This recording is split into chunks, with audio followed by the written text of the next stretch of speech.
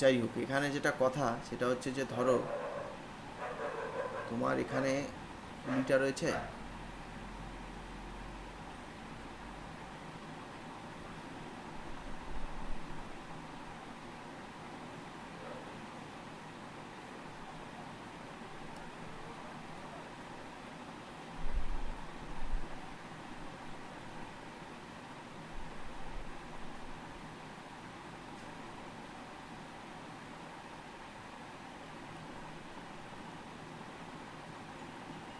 এবার এরকম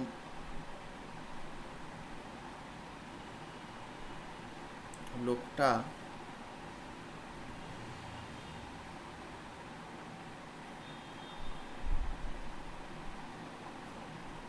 এর থেকে ভালো লোক আঁকা সম্ভব না, তাই হোক।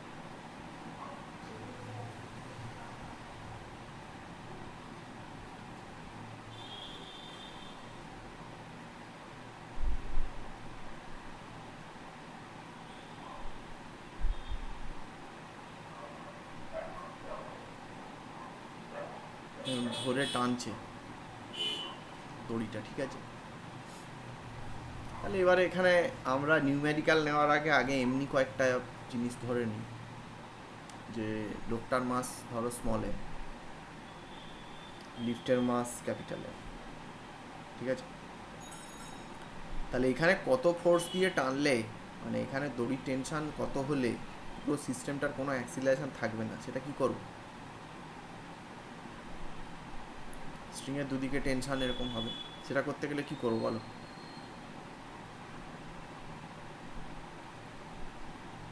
আচ্ছা, এখানে একটা জিনিস বলো, যে লোকটার তো ওয়েটটা তো এমনিতে এমজি, তো তাই তো, লোকটার ওয়েটটা এমজি এদিকে, কিন্তু এখন লোকটার জন্য লিফটের উপর কি এমজি ফোর্স পড়তে পারবে?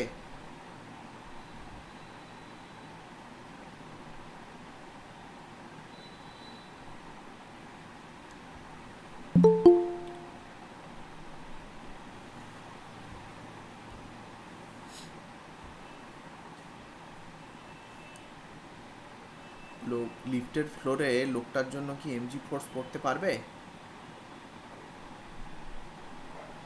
লোকটার পায়ের সাথে কি লিফটের ফ্লোরটা কন্ট্যাক্টে আছে? হ্যাঁ হ্যাঁ, কন্ট্যাক্টে আছে, কন্ট্যাক্টে আছে।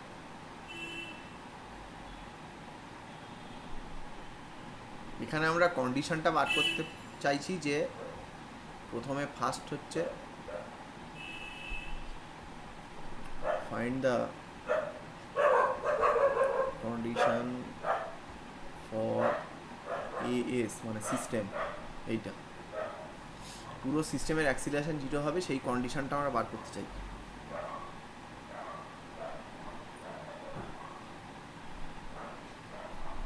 বলো, লিফটের ফ্লোরে কি এমজি ফোর্স পড়বে? এমজির থেকে বেশি হবে, কম হবে, কি হবে যদি পুরো সিস্টেমের অ্যাক্সিলারেশন না থাকে?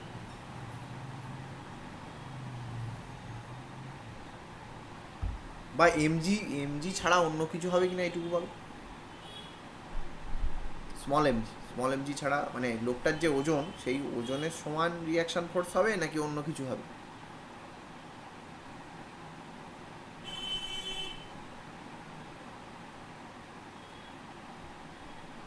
এমজি হবে না। কেন হবে না?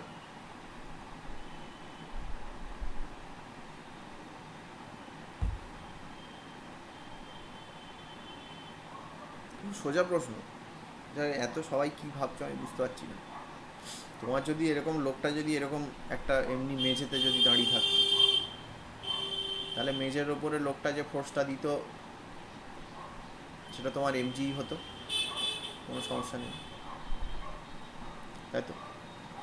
কিন্তু এখানে লোকটা তো নিজে আবার কি করছে, লোকটার ওপরে তো তোমার লোকটা তো দড়ি ধরে টানছে, তাহলে দড়িটাও তো লোকটাকে টানছে, তাই তো। লোকটা যদি দড়িটাকে টেনশানে টানে, তো দড়িটাও তো লোকটাকে টানছে, তাই লোকটার যে ওয়েট পুরোটা এমজি পড়তে, এখন তো সেটা পড়ার কথা নয়। বোঝা যাচ্ছে কথাটা? লোকটার উপরে তো, আচ্ছা, হ্যাঁ, লোকটার উপরে তো একটা আপওয়ার্ড ফোর্স আছে, ঠিক আছে তো। আচ্ছা, এইবারে এখানে একটা জিনিস দেখো, তাহলে আমরা এখানে ধরে নিই যে লোকটা লিফটকে যে ফোর্সটা দিচ্ছে সেই ফোর্সটা হচ্ছে এন। হ্যাঁ, আর লিফট লোকটাকে যে ফোর্স দেবে সেটা কত হবে? সেটাও এন হবে, উল্টো দিকে রিয়াকশান ফোর্স। ঠিক আছে, এনটা হচ্ছে force by the man on the lift, on the lift floor. ঠিক আছে, মানে দেখো আমরা ধরে নিচ্ছি যে এমজি ছাড়া অন্য কোনো ফোর্স পড়বে। কেন না, এমজি তো তোমার নর্মাল, এরকম ধরো তুমি যদি একটা হার্ড সারফেসে দাঁড়িয়ে থাকো, এমজি ফোর্স তো এমনিই পড়ে। কিন্তু তুমি এবারে যদি ওপর দিকে কিছু একটা জিনিস ধরে টানো, তাহলে অবভিয়াসলি তোমার উপরে তো সেই টেনশনটা যদি থাকে, তাহলে কী হবে, তোমার তো নিচে তো তুমি হার্ড সারফেসে এমজি ফোর্স দিতে পারবে না। তাহলে এখানে তুমি একটা জিনিস খেয়াল করো, আমরা যদি লোকটাকে মানে লোকটাকে একটা ব্লকের মতো ধরে নিই, বা এমনি একটা পয়েন্টের মতো ধরে নিই, যে এই লোকটা আমার স্মল এম, স্কিম্যাটিক ডায়াগ্রাম তো এরকম আঁকলাম। তাহলে লোকটার উপরে কী কী ফোর্স আছে? উপরের দিকে দড়ির টান আছে, নিচের দিকে কি আছে, নিচের দিকে লোকটার উপরে নিচের দিকে এমজি আছে, আর কি আছে, লিফটের রিয়াকশান আছে, সেটা কোন দিকে? উপর দিকে। ঠিক আছে, তাহলে এই তিনটে বাদ দিয়ে আর কোনো ফোর্স আছে আমাদের? কিন্তু এই লিফট যে সিস্টেমটা, এখন এই সিস্টেমের অ্যাক্সিলারেশন জিরো। এই যে টি এন আর এমজি, এই তিনটে বাদ দিয়ে কি স্মল এম মাসের ওপর মানে লোকটার উপরে আর কোনো ফোর্স আছে?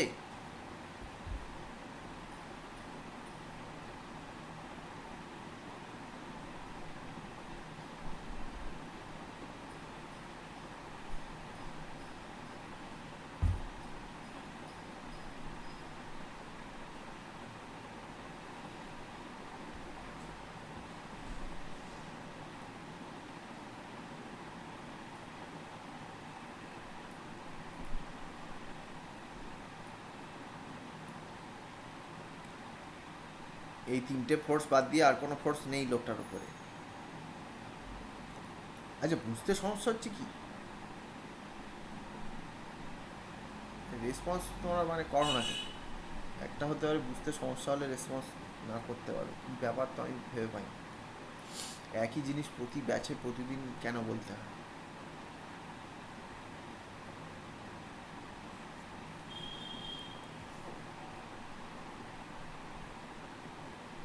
সিস্টেমের অ্যাক্সিলারেশন জিরো, তাহলে লোকটারও অ্যাক্সিলারেশন জিরো, তাহলে এখানে কী হবে?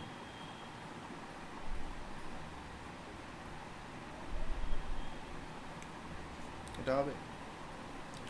আর ওদিকে লিফটের ওপরে আমাদের কি আছে? লিফটটাকে বড় করে আঁকবো না, ছোটো করেই আঁকি। লিফটটাকে ক্যাপিটাল এম নিয়ে নিলাম। লিফটের ওপর কী কী ফোর্স আছে? উপর দিকে টি আছে,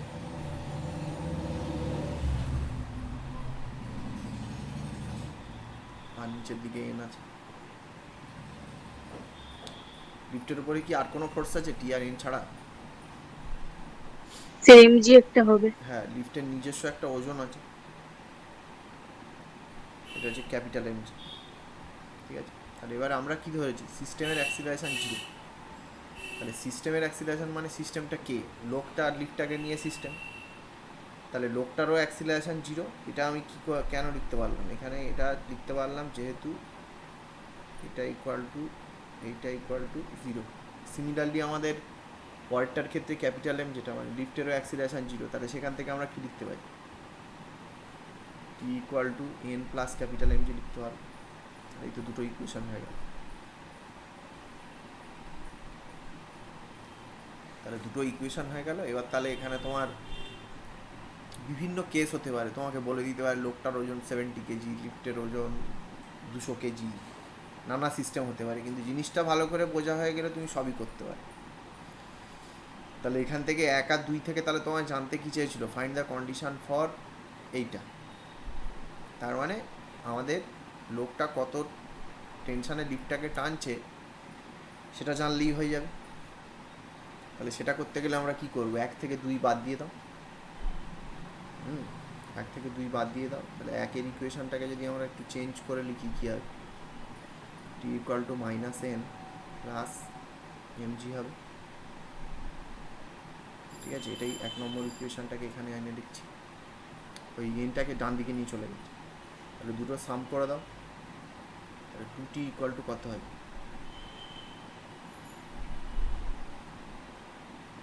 এটা হবে। তাহলে লোকটাকে যে টেনশান দিয়ে দড়িটাতে টানতে হবে সেটা কত, এত বাই 2। এই টেনশান দিয়ে টানলে কী হবে, পুরো সিস্টেমের অ্যাক্সিলারেশন থাকবে না। ঠিক আছে, এবারে এখানেই যদি তোমাকে বলতো যে আচ্ছা ফার্স্ট পার্টের এই পোর্শনটাতে কারোর কিছু সমস্যা থাকলে বলে ফেলো। এটা হচ্ছে ফার্স্ট পার্ট যেখানে অ্যাক্সিলারেশনটা 0। এবার সেকেন্ড পার্টে আমরা একটা করব যে অ্যাক্সিলারেশন এটা a1, এটা আপওয়ার্ড ধরনের। ঠিক আছে, এটা হচ্ছে সেকেন্ড কেস। এটা হচ্ছে তোমার কেস 1, এবং অনেক রকম কেস করা যায়। কেস 2,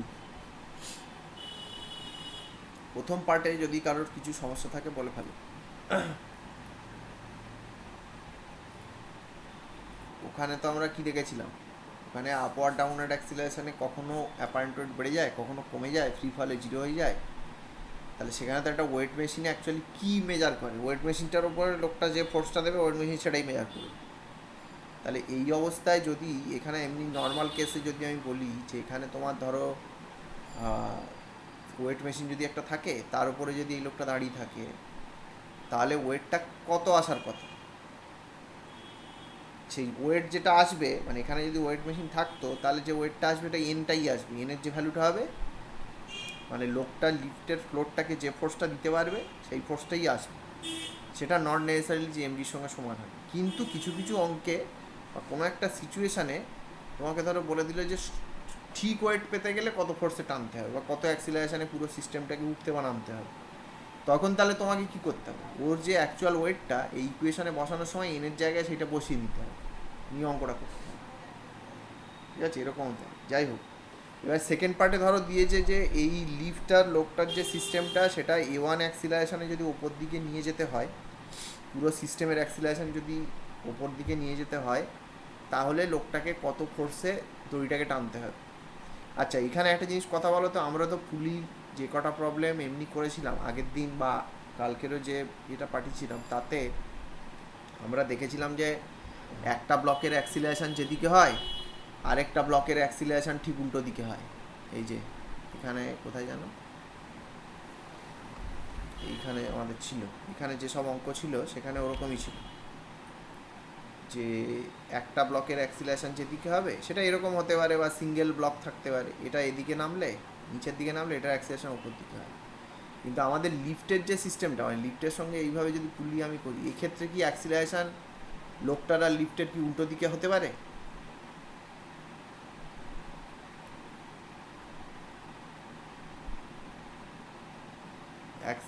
এখানে লোকটার আর লিফটের অ্যাক্সিলারেশন উল্টো দিকে বা একই দিকে, এই দুটো কেসই কি সম্ভব? হ্যাঁ, আচ্ছা, উল্টো দিকে কখন হবে? মানে যখন লিফটটা নিচে নামবে আর লোকটা উপরে চলে যাবে।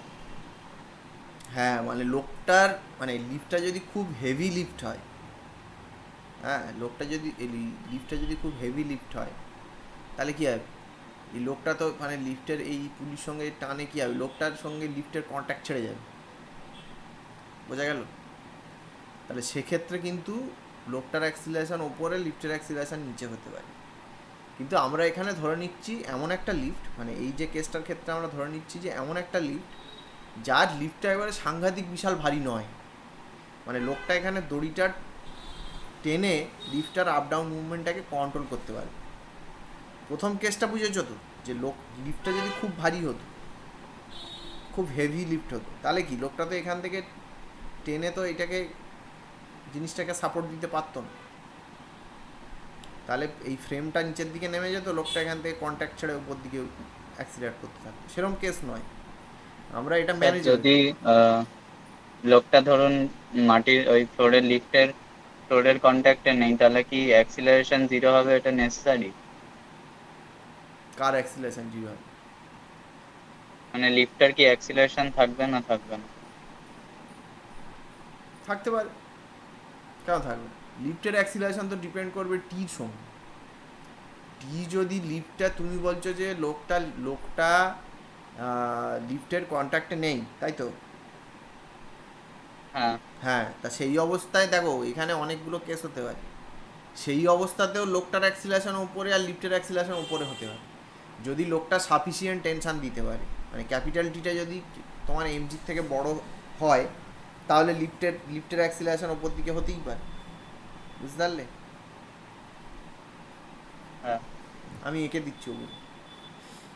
আচ্ছা শোনো, এখানে তোমার, আচ্ছা ওটা আগে এঁকে দিই বরঞ্চ, আমি কয়েকটা সিচুয়েশান এঁকে দিই, তাহলে তোমার জিনিসটা আরও বুঝতে পারবে। ধরো তোমার এরকম হলো যে আমার এটা একটা এই সীমার মধ্যে বাঁদরের অঙ্ক আছে, দেখবে একদিকে ব্লক ঝোলানো আছে আর একদিকে বাঁদরটা উঠে যাচ্ছে। ওটা লিফট নেই, বাঁদরের অঙ্ক আছে, ওটা দুটোর অ্যাক্সিলারেশনই উপর দিকে। এটা খানিকটা সেই রকম মানে জিনিস আর কি হয়ে যাচ্ছে।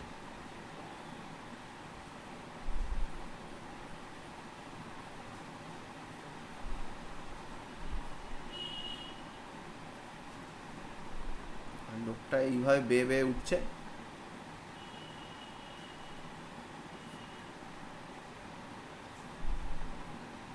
এবার এই অবস্থায় এমন একটা সিচুয়েশান হতে পারে, আমি হাইপোথেটিক্যাল সিচুয়েশানের কথা বলছি, যে লোকটার ওজন ধরো আবার আমাদের ওই 700 নিউটন, ঠিক আছে? আমি সিম্পল কেসের জন্য বলছি। তাহলে লোকটা এখানে যে টেনশানটা জেনারেট করতে পারবে সেটা কত? 700 নিউটন। তাহলে দড়ির যে টেনশান সেটা 700 নিউটন হবে, ঠিক আছে? এবারে লিফটার ওয়েট আমি ধরে নিলাম 200 কেজি। তাহলে লিফট যে ফোর্সটা এখানে করবে সেটা তো তোমার 2000 নিউটন হবে, ঠিক আছে? তাহলে তো 2000 নিউটনতেই এখানে তোমার 700 নিউটনের তো অনেক কম। তাহলে লিফটের যে অ্যাক্সিলারেশনটা সেটা কিন্তু এদিকে হয়ে যাবে, ঠিক আছে? কিন্তু সেই অবস্থায় তোমার এটা আমাদের দেখতে হবে যে দড়ির টেনশনটা, মানে এখানে এ তো ঝুলে আছে, তাহলে এর ক্ষেত্রে এটা 700 নিউটনের অন্য কিছু হতে পারে, কারণ এটাতে অ্যাক্সিলারেট করছে, এটা তো 700 নিউটন হবে না, তার থেকে বেশি হবে সোজা কথা। এটা দেখতে হবে কত হবে ক্যালকুলেট করে। যাই হোক, তো এটার ক্ষেত্রে একটা জিনিস খেয়াল করো যে তোমার টি ড্যাশ ধরে, এটা টি ড্যাশ ধরে নেবে। টি ড্যাশ অবভিয়াসলি তোমার লোকটার অ্যাক্সিলারেশন তো এদিকে হয়ে যাবে, এক্ষেত্রে লোকটার অ্যাক্সিলারেশন এদিকে হয়ে যাবে, ঠিক আছে? এবং এখান থেকে তুমি ক্যালকুলেট করলে দেখবে টি ড্যাশ অবশ্যই তোমার 700 থেকে বেশি আসবে। এটা একটা সিচুয়েশন হতে পারে যে লোকটা এমনি নিজে অ্যাক্টিভলি ক্লাইম্ব করছে না, এমনি জাস্ট ও মানে দড়িটা ধরে ঝুলছিল। তাহলে কী হবে? লিফটটা নিচের দিকে বেশি, যেহেতু এটা যেহেতু অনেক বেশি, লিফটটাকে এদিকে ডান দিকে নিচের দিকে অ্যাক্সিলারেট করবে, লোকটা ওপর দিকে অ্যাক্সিলারেট করবে। এটা একটা সিচুয়েশন হতে পারে, ঠিক আছে? ডিফারেন্ট সিনারিও এখানে হচ্ছে তোমার লোকটার অ্যাক্সিলারেশন নিচের দিকে, লিফটের অ্যাক্সিলারেশন লোকটার অ্যাক্সিলারেশন ওপর দিকে, লিফটের অ্যাক্সিলারেশন নিচের দিকে। এবারে এটাও হতে পারে যে দুজনের অ্যাক্সিলারেশনই ওপর দিকে। সেটা কিভাবে হতে পারবে বলো?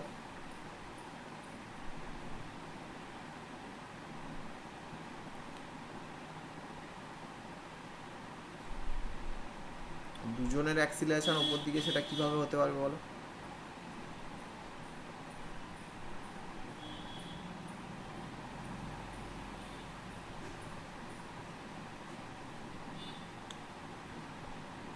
আমি ধরে নিলাম এই যে লোকটা এর ভেতরে আছে, ঠিক আছে, সেই লোকটা প্রচুর ফোর্স জেনারেট করতে পারে,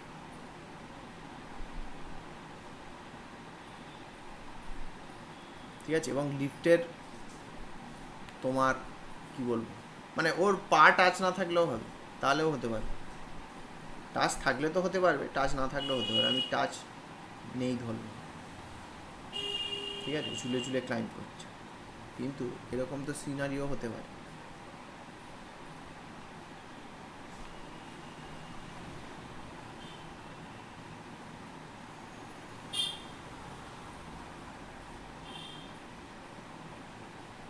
যে ও এমন ফোর্স দিচ্ছে, সেই ফোর্সটা ওকে তো ওপর দিকে অ্যাক্সিলারেট করাচ্ছে, প্লাস স্ট্রিংয়ের যে ফোর্সটা ও এখানে যে ফোর্সটা জেনারেট করছে সেটা ওকে তো উপর দিকে অ্যাক্সিলারেট করাবেই, প্লাস সেই ফোর্সটা তো আবার লিফটের উপরে গিয়ে এখানে গিয়ে তো পড়ছে, এবং সেটা যদি এই ক্যাপিটাল এমজির থেকে বড় হয় তাহলে লিফটের অ্যাক্সিলারেশন ওপর দিকে হতে পারে। বোঝা যাচ্ছে? লিফটের অ্যাক্সিলারেশন ওপর দিকে হবে, লোকটার অ্যাক্সিলারেশন ওপর দিকে হবে, এবং সে দুটো সমান হবে। সমান হবে কিনা সেটা একটু বলা মুশকিল, সমান সমান নাও হতে পারে, সমান হবে না, সমান হবে না, আলাদা হবে। সেই কেসটা কি বুঝতে পারছো? হ্যালো? হ্যাঁ স্যার। এখানে এই অবস্থায় ঝুলে ঝুলে ক্লাইম্ব করছে, তাহলে লোকটার অ্যাক্সিলারেশন কত হবে? লোকটার অ্যাক্সিলারেশন হবে এরকম, small m into m a net upward force, সেটা equal to T double dash minus m g হবে। এটা হচ্ছে লোকটার যে ইকুয়েশনটা হবে। আর লিফটের জন্য ইকুয়েশনটা কী হবে? এখানে টাচে নেই, কোনো সমস্যা নেই, টাচে থাকলে আবার রিয়াকশান ফিয়াকশানগুলো ধরতে হবে। সেটার জন্য কী হবে? লিফটের মাস এটা, লিফটের অ্যাক্সিলারেশন এটা, তাহলে লিফটের ওপরেও নেট আপওয়ার্ড ফোর্স, তাহলে T double dash minus m g হবে। এরকম হতে পারে সিচুয়েশান। বোঝা গেল? তার মানে কি, লোকটার টাচে নেই, লোকটার অ্যাক্সিলারেশন ওপরে, লিফটের অ্যাক্সিলারেশন নিচে, এটা হতে পারে। লোকটার টাচে নেই, লোকটার অ্যাক্সিলারেশন ওপরে, লিফটের অ্যাক্সিলারেশন ওপরে, এটাও হতে পারে। ঠিক আছে? সিমিলারলি এর উল্টো কেসটা হতে পারবে, যে লোকটা এরকমভাবে ঝুলে ঝুলে কোনো একটাভাবে ক্লাইম্ব করছে, লোকটার অ্যাক্সিলারেশনের নিচের দিকে, লিফটের অ্যাক্সিলারেশনের নিচের দিকে, এটা হতে পারবে? যদি ছেড়ে দেয় তাহলে না, ছাড়বে কেন? ছাড়বে না, ছেড়ে দেবে কেন? ছেড়ে দিলে তো তোমার ট্রিভিয়াল কেস হয়ে গেল, যে দুজনের অ্যাক্সিলারেশন জি নিচের দিকে, সেটার কথা আমি, ট্রিভিয়াল কেস আমরা নিচ্ছি না, আমরা লোকটা ধীরে সুস্থেই ক্লাইম্ব করবে, সেই অবস্থায় হতে পারবে?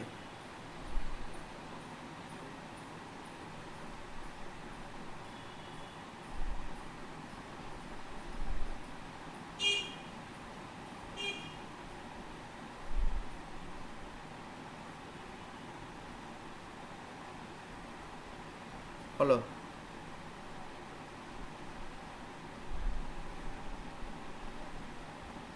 যদি টপ পয়েন্টে থাকে, মানে একদম ওপরে চলে গেছে আর লিফটটা ওপরে আছে, হুম। তখন আস্তে আস্তে দড়িটা ছেড়ে দিচ্ছে আর লিফটটা পড়ছে। আর দড়ি সাফিসিয়েন্ট লম্বা আছে এখানে, দড়ি তোমার সাফিসিয়েন্টলি এরকম হ্যাঁ, লম্বা মানে আছে। হাত থেকে ছাড়ছে হ্যাঁ, তা দড়ি নিচে এবার, নামার জন্য। হ্যাঁ, তার মানে তোমার কি, টপ পয়েন্টে না গেলেও তোমার আস্তে আস্তে দড়িটাকে ছাড়লে, মানে এই অবস্থায় ওই যে লিফটে যে ও তো কন্ট্যাক্টে নেই, সেই অবস্থায় ও যদি আস্তে আস্তে দড়িটাকে ছাড়ে, তাহলে লোকটার অ্যাক্সিলারেশনও নিচের দিকে হতে পারে, লিফটের অ্যাক্সিলারেশনও নিচের দিকে হতে পারে, সেটাও কিন্তু সম্ভব। বোঝা যাচ্ছে কি? সেই কেসটা সবাই বুঝতে পারলে কি বলো? এবার তার মানে আমি বলতে চাইছি যে এটার বিভিন্ন ধরনের প্রবলেম হতে পারে, সেই জন্য তোমাকে এটা একটু অঙ্কটাকে ভালো করে জানতে হবে, জানলে তোমার কনসেপ্টও ক্লিয়ার হবে, আর জিনিসগুলো তুমি প্রত্যেকটাই বুঝতে পারবে। ঠিক আছে? এবার এটার ক্ষেত্রে এটার একটা, এর সঙ্গে কি হতে পারে, এটা হচ্ছে বোথ অ্যাক্সিলারেটিং যেমন আপওয়ার্ড হতে পারলো, বোথ অ্যাক্সিলারেটিং আপ যেমন হতে পারলো, বোথ অ্যাক্সিলারেটিং ডাউন সেটাও হতে পারে। ঠিক আছে? বিভিন্ন ধরনের দিতে পারে। এবার এখানে আমরা যে কটা করলাম সে কটা কোনোটাতেই লিফটের সঙ্গে টাচ নেই। লিফটের সঙ্গে টাচ না থাকলে অঙ্কটা কম্পারেটিভলি ইজিয়ার। হ্যাঁ, কেননা তোমার তখন রিয়াকশান ফোর্স নেওয়ার দরকার নেই। বোঝা গেল? কিন্তু এবারে ধরো এখানে আরেকটা আমি কেস করে দিই, যে সেটা হচ্ছে যে আমাদের এখানে যেটা আছে,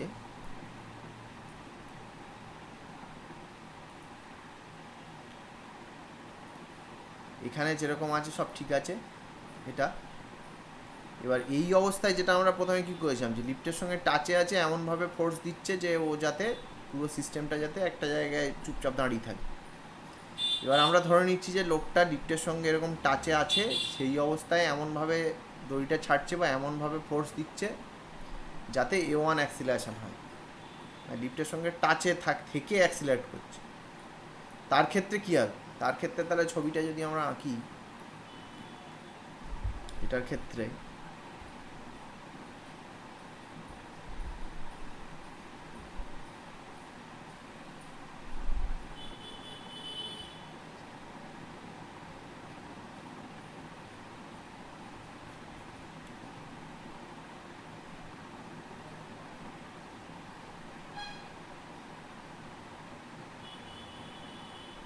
তোমাদের স্কুলে কি ফ্রিকশন টিকশন শেষ করে দিয়েছে?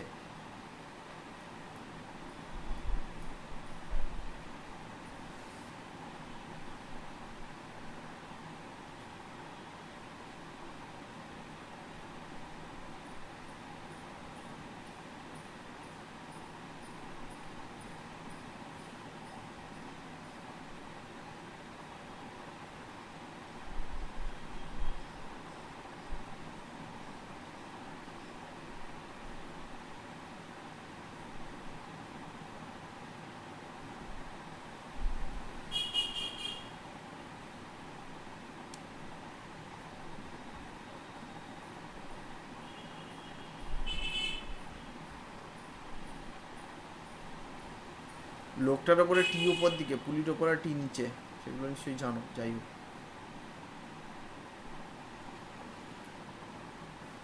তাহলে এখান থেকে ধরে নাও যে তোমার সিস্টেমের অ্যাক্সিলারেশন A1 ওপর দিকে আছে, লিফটের অ্যাক্সিলারেশন ওপর দিকে আছে, তাহলে আবার তোমার স্কিম্যাটিক ডায়াগ্রাম আঁকলে কী হবে?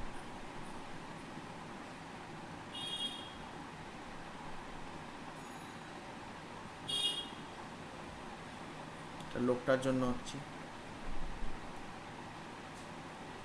লোকটার এমজি নিচের দিকে, আর লিফটের একটা ফোর্স আছে, লিফটের একটা রিয়াকশান আছে, সেটা উপর দিকে M.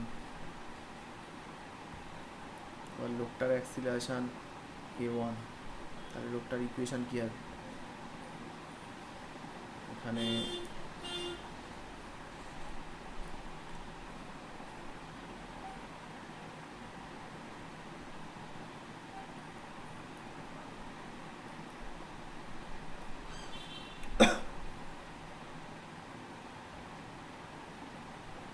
MA1 equal to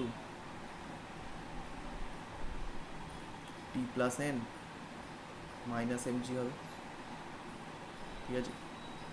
similarly capital M এর যেটা হবে, এখানে লোকটার উপরে লিফটের যে রিয়াকশানটা ছিল এন ওপরে,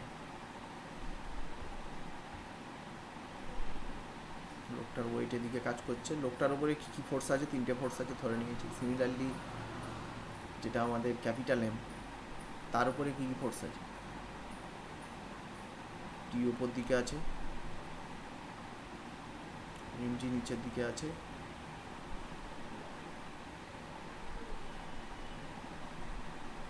এটারও অ্যাক্সিলারেশন উপরে ধরেছি। আর কি আছে?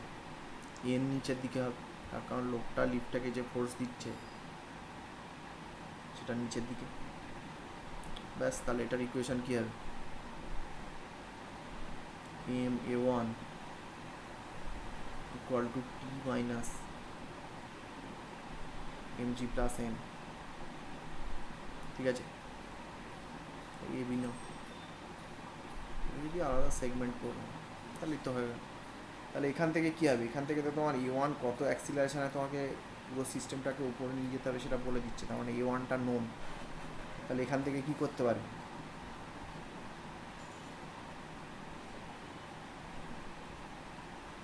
ক্যালকুলেট টি এন, এগুলো ক্যালকুলেট করা যাবে। দেখো, এই পোর্শনটা থেকে যদি কারো কিছু সমস্যা থাকে বলে ফেলো।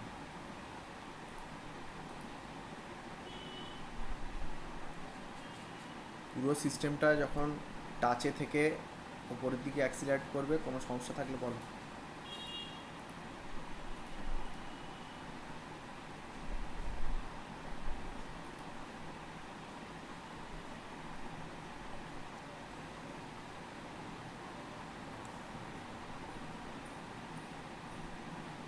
এটা ঠিক আছে তো?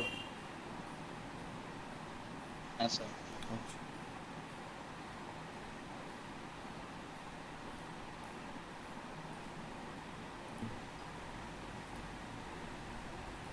এখানে ধরো তোমার আমাদের লিফট ফ্রেমের মধ্যে যদি পুলি থাকে, হ্যাঁ, ওই অঙ্কটা বুঝে গেলে না, তোমাদের ওই যে ইউরোডপ থেকে সেই একটা কয়েনের অঙ্ক দিয়েছিলাম, সেই অঙ্কটাও করতে পারবে। কয়েনের অঙ্কটা করতে পেরেছো? 1.24 বোধহয় ছিল, সেই আগের সপ্তাহে দিয়েছিলাম।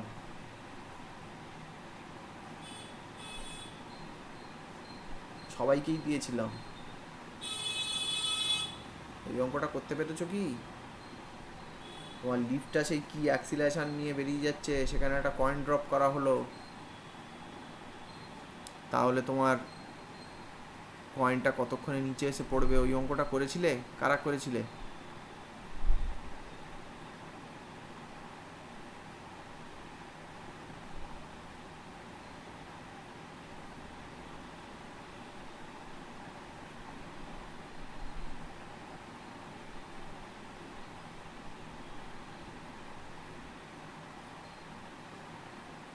যাই হোক, এখানে যেটা বলা আছে এটাকে দুটোভাবে করা যায়। কালকে কোনটা করিয়েছি? কালকে বোধহয় ইনার্শিয়াল ফ্রেমে করিয়েছি এখানে। আজকে নন ইনার্শিয়াল দিয়ে করা যায়। ওদের তো ইনার্শিয়ালে করিয়েছিলাম, তাহলে তোমাদের নন ইনার্শিয়ালে করাই। এটা নন ইনার্শিয়াল ফ্রেমে করবো, বা লিফটের ফ্রেমে যদি এই অঙ্কটা করি তাহলে কী হবে? আমাদের লিফটের অ্যাক্সিলারেশন ধরে নিচ্ছি এ, আপওয়ার্ড অ্যাক্সিলারেশন। এবারে পুলির রেসপেক্টে M1-এর অ্যাক্সিলারেশন এ ড্যাশ ধরে নেওয়া আছে, ঠিক আছে? পুলির রেসপেক্টে অ্যাক্সিলারেশন এ ড্যাশ ধরা আছে। পুলি মানে এই যে পুলিটা, এটার রেসপেক্টে ব্লকের অ্যাক্সিলারেশন এ ড্যাশ ধরা আছে। তাহলে তোমাকে বলেছে যে এখানে দড়ির টেনশনগুলো বার করতে হবে।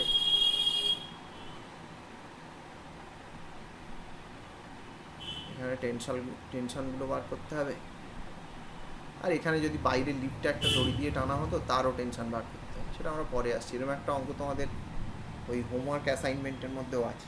যাই হোক, তাহলে এটা যদি আমি নন ইনার্শিয়ালে ধরি, তাহলে নন ইনার্শিয়ালে ধরলে কী করতে হবে? নন ইনার্শিয়ালে ধরলে আমাদের অবজারভারটা কি লিফটের মধ্যে থাকবে,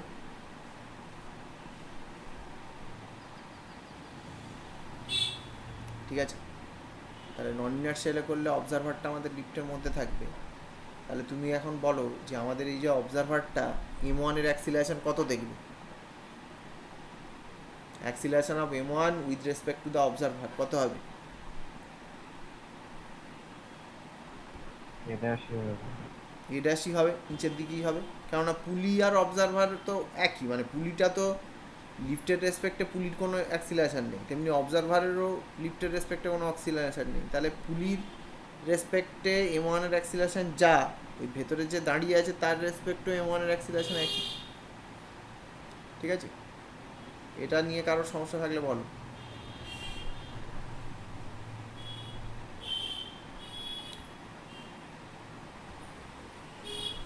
আচ্ছা, এবারে অবজারভার যেহেতু নন ইনার্শিয়াল ফ্রেমে আছে, তাহলে আমাদের M1-এর ওপরে কী কী ফোর্স থাকবে? M1 M2-র ওপরে তোমার একটা সুডো ফোর্স চলে আসবে M1-এ, এটার ওপরেও একটা সুডো ফোর্স চলে আসবে M2-এ, আর ওর ওপরে অলরেডি তো তোমার কী ছিল? M1G তো ছিলই, আর এদিকে তো M2G ছিলই। দেখো, এটা নিয়ে কারোর আপত্তি আছে? তাহলে আমি লিফট ফ্রেমে যদি আঁকি, তাহলে লিফট ফ্রেমে যদি M1-এর যদি স্কিম্যাটিক ডায়াগ্রাম আঁকি, যেটাকে রেখাচিত্র বলে বাংলায়, তাহলে তার উপর কী কী ফোর্স আছে? টি টেনশন আছে ওপর দিকে, আর নিচের দিকে কী কী ফোর্স আছে? নিচের দিকে তোমার নেট ফোর্স আছে M1G প্লাস M1A, ঠিক আছে? আর কোনো ফোর্স আছে? এটাও কিন্তু লিফট ফ্রেমে আঁকা হয়েছে, লিফট ফ্রেম।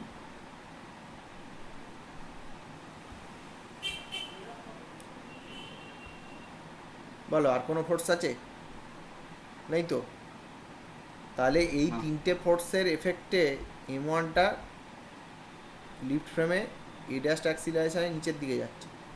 তাহলে তুমি সিম্পল ইকুয়েশন কি লিখবে? M1 A dash equal to কী হবে?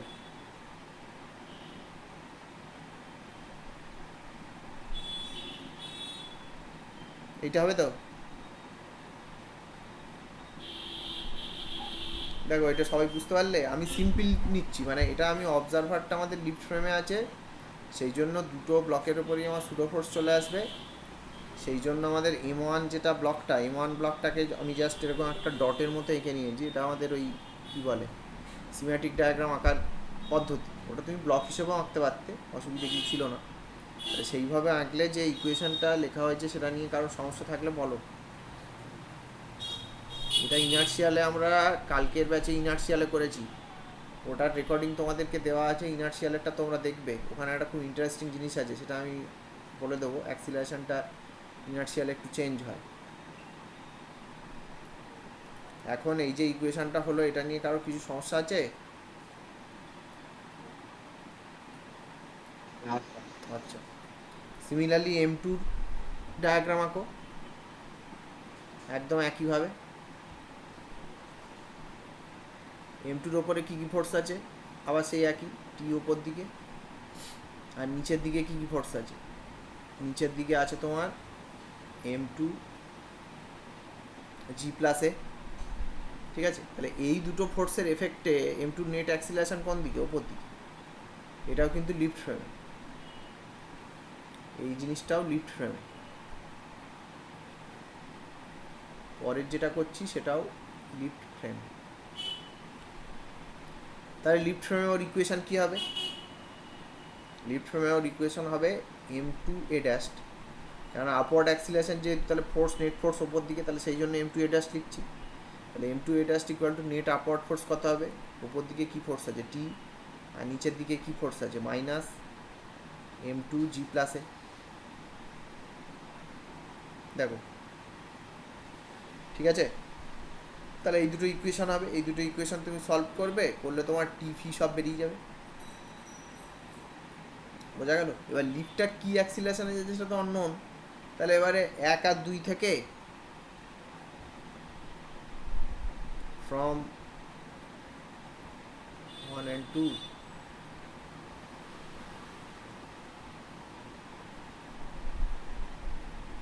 you can solve A' আর T। কেননা তোমার বাইরে লিফট কী অ্যাক্সিলারেশনে যাচ্ছে সেটা তো বলে দেওয়া আছে, সেটা তো বলে দেওয়া থাকতে হবে, নাহলে তো আমরা কী করে করি।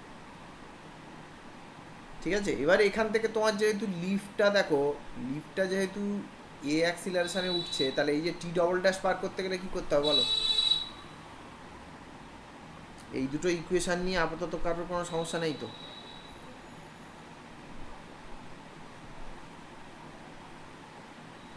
এই ইকুয়েশনটা আর এই ইকুয়েশনটা, এই ইকুয়েশন দুটো নিয়ে যদি কারোর সমস্যা থাকে এক্ষুনি বলে ফেলো, আমি বলে দেবো। আর সমস্যা যদি না থাকে, যাদের এটা বুঝে গেছো তারা বলো যে T" যেটা লিফটের ওপরে যে নেট ফোর্সটা, মানে লিফটের ওপরে যে টেনশনটা আছে বাইরে, সেটা বার করবো কীভাবে?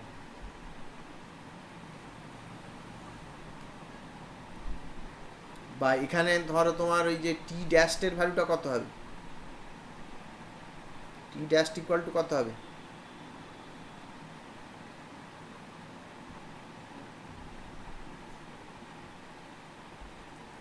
টুটি হবে। শিওর?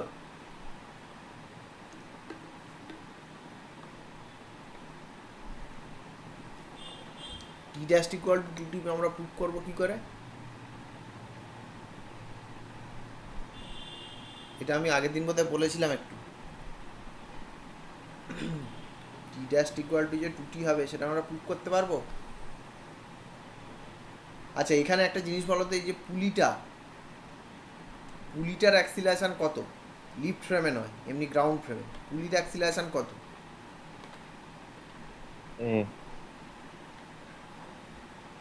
পুলির অ্যাক্সিলারেশন এ। তা পুলির অ্যাক্সিলারেশন যদি এ হয়, পুলির মাস যদি আমরা ধরে নিই যে MP, আমি ধরে নিচ্ছি, পুলির কিন্তু মাস নেই, তাহলে পুলিটার ওপরে ওপর দিকে ফোর্স আছে T', আর নিচের দিকে দুটো টি আছে। দেখো ওখানে ব্লকের ওপরে ফোর্স ওপর দিকে, কিন্তু পুলির ওপরে ফোর্স তো নিচের দিকে, অ্যাকশান রিয়াকশান।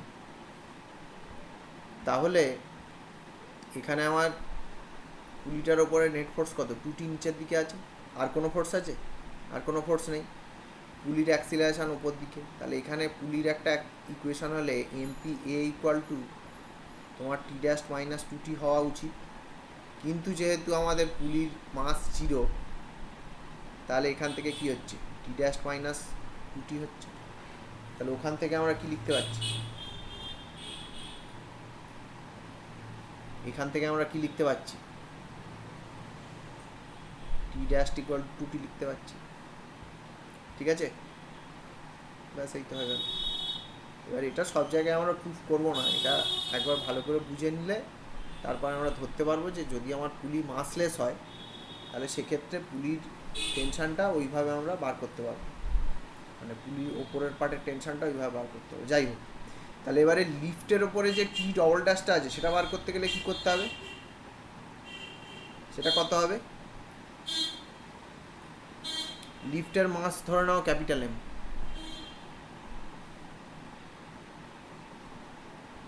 তোমাকে যদি বলে ফাইন্ড টি ডবল ড্যাশ, তাহলে কি করবে,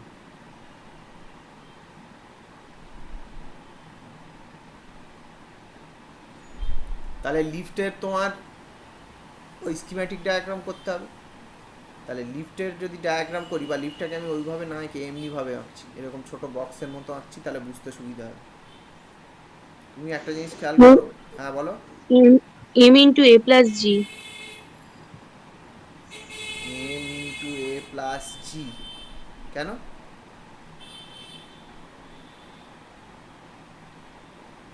t double dash এর মানটা ওটা। আর ভেতরে যে পুলি সিস্টেমটা রয়েছে সেটার জন্য কিছু হবে না,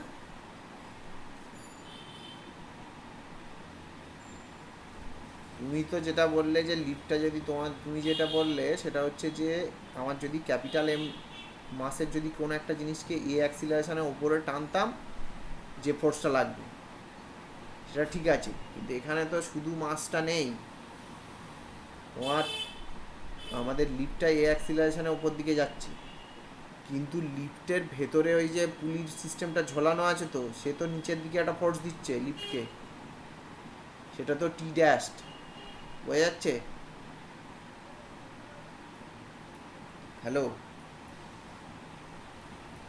হ্যাঁ স্যার। হ্যাঁ, তা ওটা তো নিতে হবে,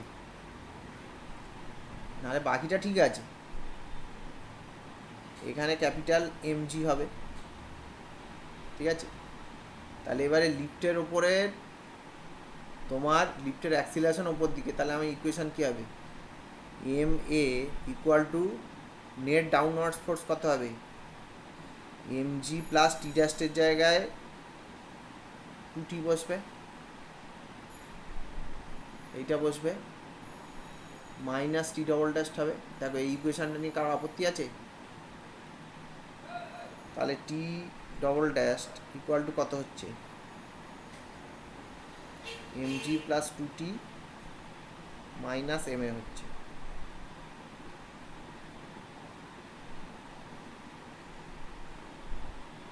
এই না না না, উল্টো স্যার উল্টো t লিখবে, হ্যাঁ মাইনাস হ্যাঁ হবে না? হ্যাঁ, টি ড্যাশ মাইনাস হবে, সরি, এটা টি ড্যাশ মাইনাস হবে, কেননা এম এ ফোর্সটা তো উপর দিকে, মানে ওখানে তোমার ওই যে পুলির ভেতরের ব্যাপারটা যেহেতু রয়েছে সেই জন্য একটা এক্সট্রা ফোর্স আসবে, যাই হোক। আচ্ছা, এম এ আপওয়ার্ডে, তাহলে আপওয়ার্ড ফোর্স করতে গেলে তোমার করতে হবে টি ডবল ড্যাশ মাইনাস তোমার net downward force M G plus two T, এইটা হবে। তাহলে এইবারে টি ডবল ড্যাশটা অনেক বেশি হবে, T double dash equal two তোমার হবে এম এ প্লাস জি প্লাস টু টি, ঠিক আছে। তুমি যেটা বলেছিলে সেটা ঠিক বলেছিলে, তুমি জাস্ট এই পার্টটা বলেছিলে, এই পার্টটা বলেছিলে যে যেটা আমার যদি শুধু ব্লকের মতো হতো তাহলে যেটা হতো যে ক্যাপিটাল এম মাসের ব্লককে যদি আমরা এ অ্যাক্সিলারেশনের উপর দিকে টানতে চাই গ্র্যাভিটেশনাল ফিল্ডে, তাহলে ওই ফোর্সটা হতো, কিন্তু এখানে ভেতরে তো এই যে পুলির যে সিস্টেমটা রয়েছে, তুমি অরিজিনাল ছবিটা দেখো, এখানে যে সিস্টেমটা রয়েছে সেই সিস্টেমটা তো লিফটটাকে নিচের দিকে একটা ফোর্স দিচ্ছে, এখানে যেমন টি ড্যাশ ওপরের দিকে কার ওপরে ফোর্স, ওটা পুলির ওপরে, কিন্তু লিফটের ওপরে যে ফোর্সটা হবে সেটা তো এদিকে হবে, বোঝা গেল, এই জন্য লিফটের ওপরে একটা ফোর্স থাকবে, সেই ফোর্সটা আমাদেরকে নিতে হবে ঠিক করে। যাই হোক, আচ্ছা এটা তাহলে এমনি জিনিসটা বোঝা গেছে তো, এই অঙ্কটা কিন্তু তোমাদের ওই হোমওয়ার্ক অ্যাসাইনমেন্টে আছে, এটা কিন্তু করবে সবাই, এই জায়গাটা ভালো করে দেখে। আচ্ছা, এটা কালকেকার ক্লাসে যেটা ইনার্শিয়াল দিয়ে করেছিলাম সেটা কে দেখেছো? স্যার আমি দেখেছি। হ্যাঁ, ওই অ্যাক্সিলারেশনের ব্যাপারটা বুঝতে পেরেছো? না, ওটা বুঝতে পারিনি। আচ্ছা, ওটা তাহলে একটু বলে দিই। আর বাকিটা দেখো নি?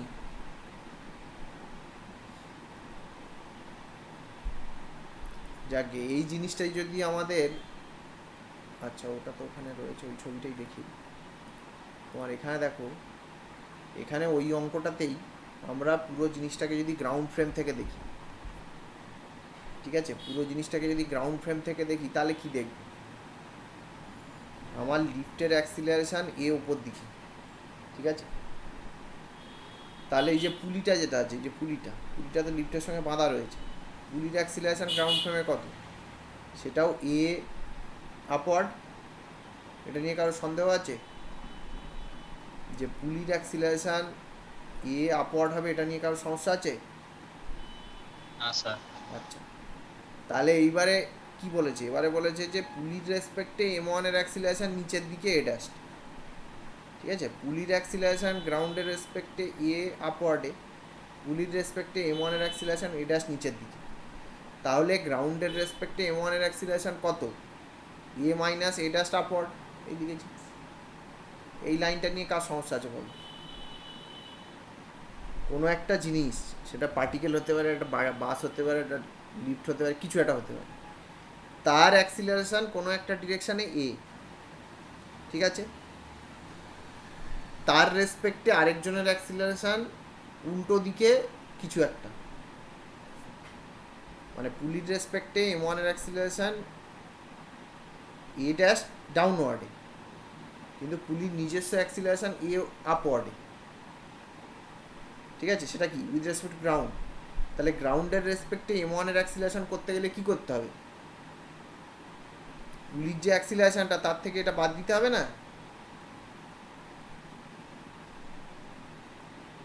এই লাইনটা বোঝা গেলেই হয়ে যাবে। এই লাইনটা বোঝা যাচ্ছে কি বলো?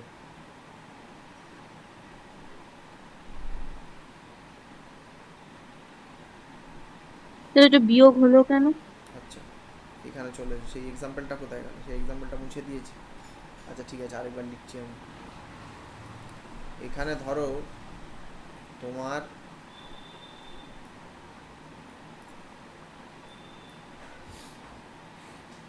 এই এক্সাম্পলটাই কালকে দিয়েছিলাম, কিন্তু ওটা মানে রেকর্ডিংয়ের মধ্যে আছে কিন্তু নোটের মধ্যে নেই। যাই হোক, বোর্ড হ্যাং হয়ে গেল না?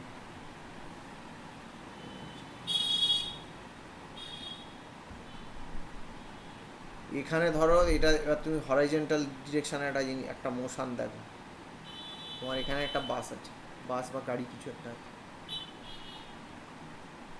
সেটার অ্যাক্সিলারেশান এ সামনের দিকে, ঠিক আছে, তাহলে তার মধ্যে যদি একটা জিনিস রেস্টে থাকে, মানে বাসের রেসপেক্টে রেস্টে যদি থাকে, এটার অ্যাক্সিলারেশনও গ্রাউন্ড ফ্রেমে কত হবে?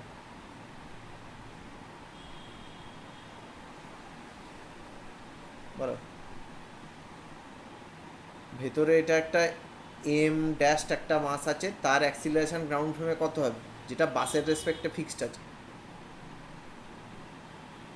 বলো।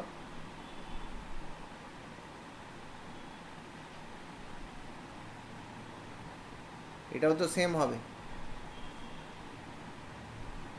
তাই না? কেননা বাসের সঙ্গে যারা যারা ফিক্সড আছে, বাসের সঙ্গে যারা যারা বাসটার অ্যাক্সিলারেশান এ সামনের দিকে, তাহলে বাসের যে পার্টগুলো আছে, যেগুলো বাসের সঙ্গে মুভ করছে না, তাদের প্রত্যেকের অ্যাক্সিলারেশান কিন্তু এ সামনের দিকে হবে। বাসের যে সিট আছে, সিটটার অ্যাক্সিলারেশন তো এ সামনের দিকে হবে গ্রাউন্ডের রেসপেক্ট। কি বোঝা যাচ্ছে?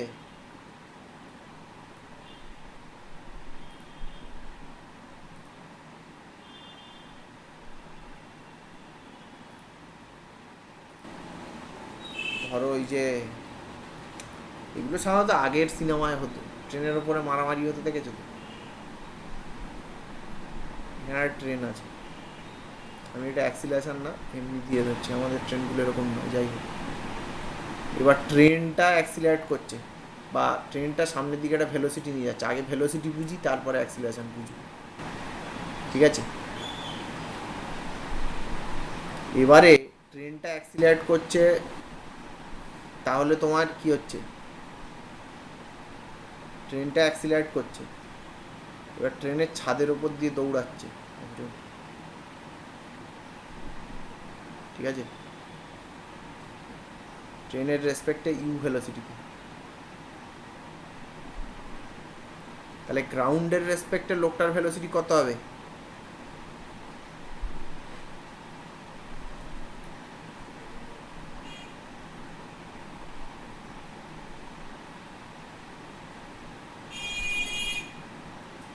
বলো।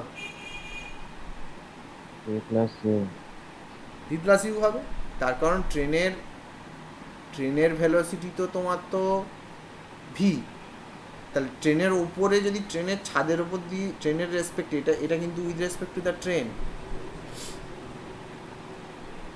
হ্যাঁ, এটা উইথ রেসপেক্ট টু গ্রাউন্ড। সিচুয়েশনটা ভাবো, এরকম তো সিনেমায় তো প্রচুর দেখেছো, ট্রেনটা মাঠের মধ্যে দিয়ে ভি ভেলোসিটিতে যাচ্ছে, এবার ট্রেনের ছাদের উপরে আরেকটা লোক ইউ ভেলোসিটিতে দৌড়াচ্ছে ট্রেনের রেসপেক্টে, তাহলে গ্রাউন্ডের রেসপেক্টে তার ভেলোসিটিটা আরও বেশি হয়ে যাবে না? হ্যালো,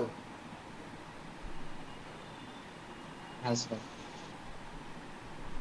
এটা দেখো, এটা এটা এটা নিয়ে কারো সমস্যা আছে কি? এই প্রবলেম বুঝতে পেরেছো? হ্যাঁ স্যার, বুঝতে পেরেছি। ভ্যালেন্টিনা আছো, শুনছো? হ্যাঁ স্যার, শুনছি। এটা এটা বোঝা গেল? হ্যাঁ স্যার। হ্যাঁ, এবারে যদি ধরো এখানে আরেকটা লোক এদিক থেকে ভিলেন ছুটে আসছে ওকে মারবে বলে, ঠিক আছে? এই থেকে আসছে, মাঝখানে অ্যাকশন হবে, এবারে ভিলেনটা এইদিকে ছুটে আসছে উইথ স্পিড ট্রেন, তাহলে ওর ভেলোসিটি কত হবে? এটা এ বা এ দেবো না, এটা হিরো আর এটা ভিলেন, তাহলে যে উল্টো দিকে ছুটে যাচ্ছে ওর ভেলোসিটি কত হবে? এর velocity with respect to ground তোমরা বললে ভি প্লাস ইউ, আর ভিলেনের velocity with respect to ground কত হবে? B minus U. V minus U one, ঠিক আছে? তার মানে দেখো, মাঠের মাঝখানে যে দাঁড়িয়ে আছে বা সিনেমা হলে যে দেখছে বসে বা তুমি যাই হোক মোবাইলে যদি দেখো, তাহলে তুমি কি দেখবে? তুমি দেখবে যে এ এদিকে ছুটে যাচ্ছে, এদিকে ছুটে যাচ্ছে, কিন্তু পুরো সিস্টেমটা, মানে পুরো সিস্টেমটা তো ডান দিকে মুভ করছে, তাহলে এরা একজন আরেকজনের দিকে আসলেও এরা কিন্তু আলটিমেটলি সবাই ডান দিকেই সরে যাচ্ছে, তাহলে গ্রাউন্ডের রেসপেক্টে তোমার এই হিরোর ভেলোসিটিও ভি প্লাস ইউ এদিকে, ভিলেনের ভেলোসিটিও কিন্তু ভি মাইনাস ইউ এদিকে, ঠিক আছে? এবার এটা কি অ্যাক্সিলারেশনে কনভার্ট করে দাও, বোঝা যাচ্ছে? হ্যালো, হ্যাঁ স্যার। হ্যাঁ, এটা কি অ্যাক্সিলারেশনে কনভার্ট করে দাও, এই যে। তো আমি কি বললাম, এখানে আর বাসের ছাদে ছোটাবো না, অনেক রিস্কি হয়ে যাচ্ছে, যাই হোক। বাসটা অ্যাক্সিলারেট করছে গ্রাউন্ডের উপরে, বাসের মধ্যে একজনের অ্যাক্সিলারেশন এ ওয়ান সামনের দিকে, ঠিক আছে? তাহলে আমাদের acceleration of m one with respect to ground সেটা কত হবে? এ প্লাস এ ওয়ান হবে না? বোঝা গেল? হ্যাঁ। সমস্যা নেই তো কোনো?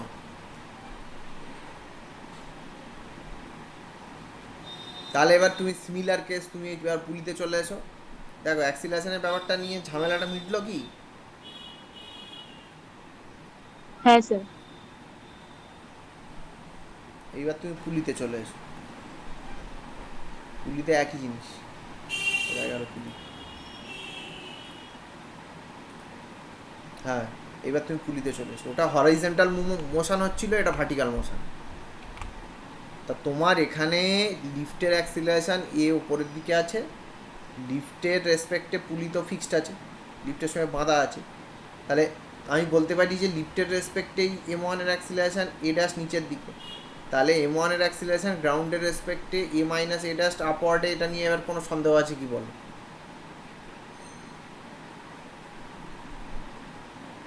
না স্যার। সিমিলারলি তোমার এম টু দেখো, লিফটের অ্যাক্সিলারেশন এ ওপরের দিকে, লিফটের রেসপেক্টে M tour acceleration a dash ওপরের দিকে, তাহলে গ্রাউন্ডের রেসপেক্টে এম টুর অ্যাক্সিলারেশন তো আরও বেশি হবে, এ প্লাস এ ড্যাশটা আপওয়ার্ডে হবে। দেখো এটা নিয়ে এই দুটো লাইন বুঝে গেলেই এই অঙ্কটা একদম খুব ইজি হয়ে যাবে। এই অঙ্কটার আরেকটা ভার্সন হয়, সেটা হচ্ছে এটা, এদিকে এরম ব্লক আছে, এখান থেকে সুতো দিয়ে এরম বাঁধা আছে, তার সঙ্গে একটা পুলি আছে, তার সঙ্গে দুটো মাছ আছে। এবার দেখো এই সব অঙ্ক স্কুলের পরীক্ষায় তোমাকে কোনো দিন দেবে না, ঠিক আছে? এগুলো কনসেপ্ট ক্লিয়ার করার জন্য, পরবর্তী সময় অ্যাডমিশন টেস্ট দেবে, কম্পিটিটিভ পরীক্ষা দেবে, সেসবের জন্য, বা জিনিসটা ভালো করে কনসেপ্টগুলো একদম খুব ভালো করে শেখার জন্য। সুতরাং যতটা পারবে বোঝো, যাদের কম্পিটিটিভের ব্যাপার আছে তারা ভালো করে এগুলো করতেই হবে, তাদের কোনো অপশান নেই। আর যাদের শুধু বোর্ড নিয়ে ভাবছো, কনসেপ্ট ক্লিয়ারের জন্য তোমাকে তো করতেই হবে। মানে এখন তুমি একটা, তোমাকে যে কোনো ভালো কলেজে ভর্তি হতে গেলেও অ্যাডমিশন টেস্ট দিতে হবে, কেননা নাম্বার তো ঝুড়ি ঝুড়ি দেওয়া হয়, নাম্বারের কোনো ভ্যালু নেই, ঠিক আছে? আর পরের বছর তো পরীক্ষা হবে, এবছর ক্যান্সেল হয়ে গেছে, পরের বছর থেকে তো পরীক্ষা হবে। যাই হোক, জিনিসটা মোট কথা, নাম্বার পরীক্ষাও সব ভুলে যাও, জিনিসগুলো ভালো করে শিখতে হবে, বুঝতে হবে, নাহলে আর কী হবে, ওপর জাস্ট ছেলে খেলা করতে লাভ নেই। যাই হোক, তাহলে এই অ্যাক্সিলারেশান দুটো নিয়ে সমস্যা যদি না থাকে, এবারে তাহলে আমরা কি করছি, আমরা তো এম ওয়ান আর এম টুর দুটোরই গ্রাউন্ডের রেসপেক্টে অ্যাক্সিলারেশান বার করে ফেললাম। তাহলে গ্রাউন্ডের রেসপেক্টে যদি আমরা দুটোরই অ্যাক্সিলারেশান বার করে ফেলতে পারি, তাহলে গ্রাউন্ড ফ্রেমটা কি? Inertial frame. তাহলে ইনার্শিয়াল ফ্রেমে এম ওয়ানের ওপরে কী কী ফোর্স আছে বলো? ইনার্শিয়াল ফ্রেমে এম ওয়ানের ওপরে কী কী ফোর্স আছে? গ্রাউন্ড ফ্রেম থেকে দেখলে তো তুমি কোনো সুডো ফোর্স পাবে না। তাহলে এম ওয়ানের ওপরে দড়ির টেনশান যেটা টি ওপর দিকে আছে, আর নিজের ওর ওজন আছে, তাহলে এই দুটোর এফেক্টেই এম ওয়ানটা কী হচ্ছে, গ্রাউন্ড ফ্রেমে এই অ্যাক্সিলারেশন নিয়ে ওপরে যাচ্ছে, সেই জন্য এই ইকুয়েশনটা লেখা হয়েছে, এম ওয়ান ইন্টু এটা equal to T minus M one T. Similarly M টুও তোমার গ্রাউন্ড ফ্রেমে A plus A dash acceleration নিয়ে ওপরে যাচ্ছে, সেই জন্য এই ইকুয়েশনটা লিখেছি, টি মাইনাস এম টু। তাই কোনো সমস্যা আছে?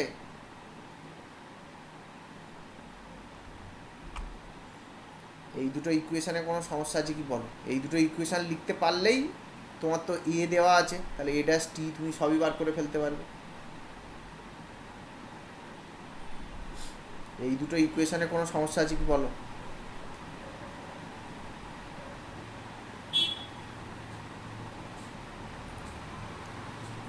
সেটা আমরা দেখি কীভাবে, আমরা তো ওইভাবে দেখি যে আমাদের কোনো একটা জিনিস তুমি যেটা দেখছো সেটার উপরে লাইট পড়তে হবে, সেই লাইটটা সেখান থেকে রিফ্লেক্ট করে তোমার চোখে আবার আসবে, তবেই তো তুমি দেখবে।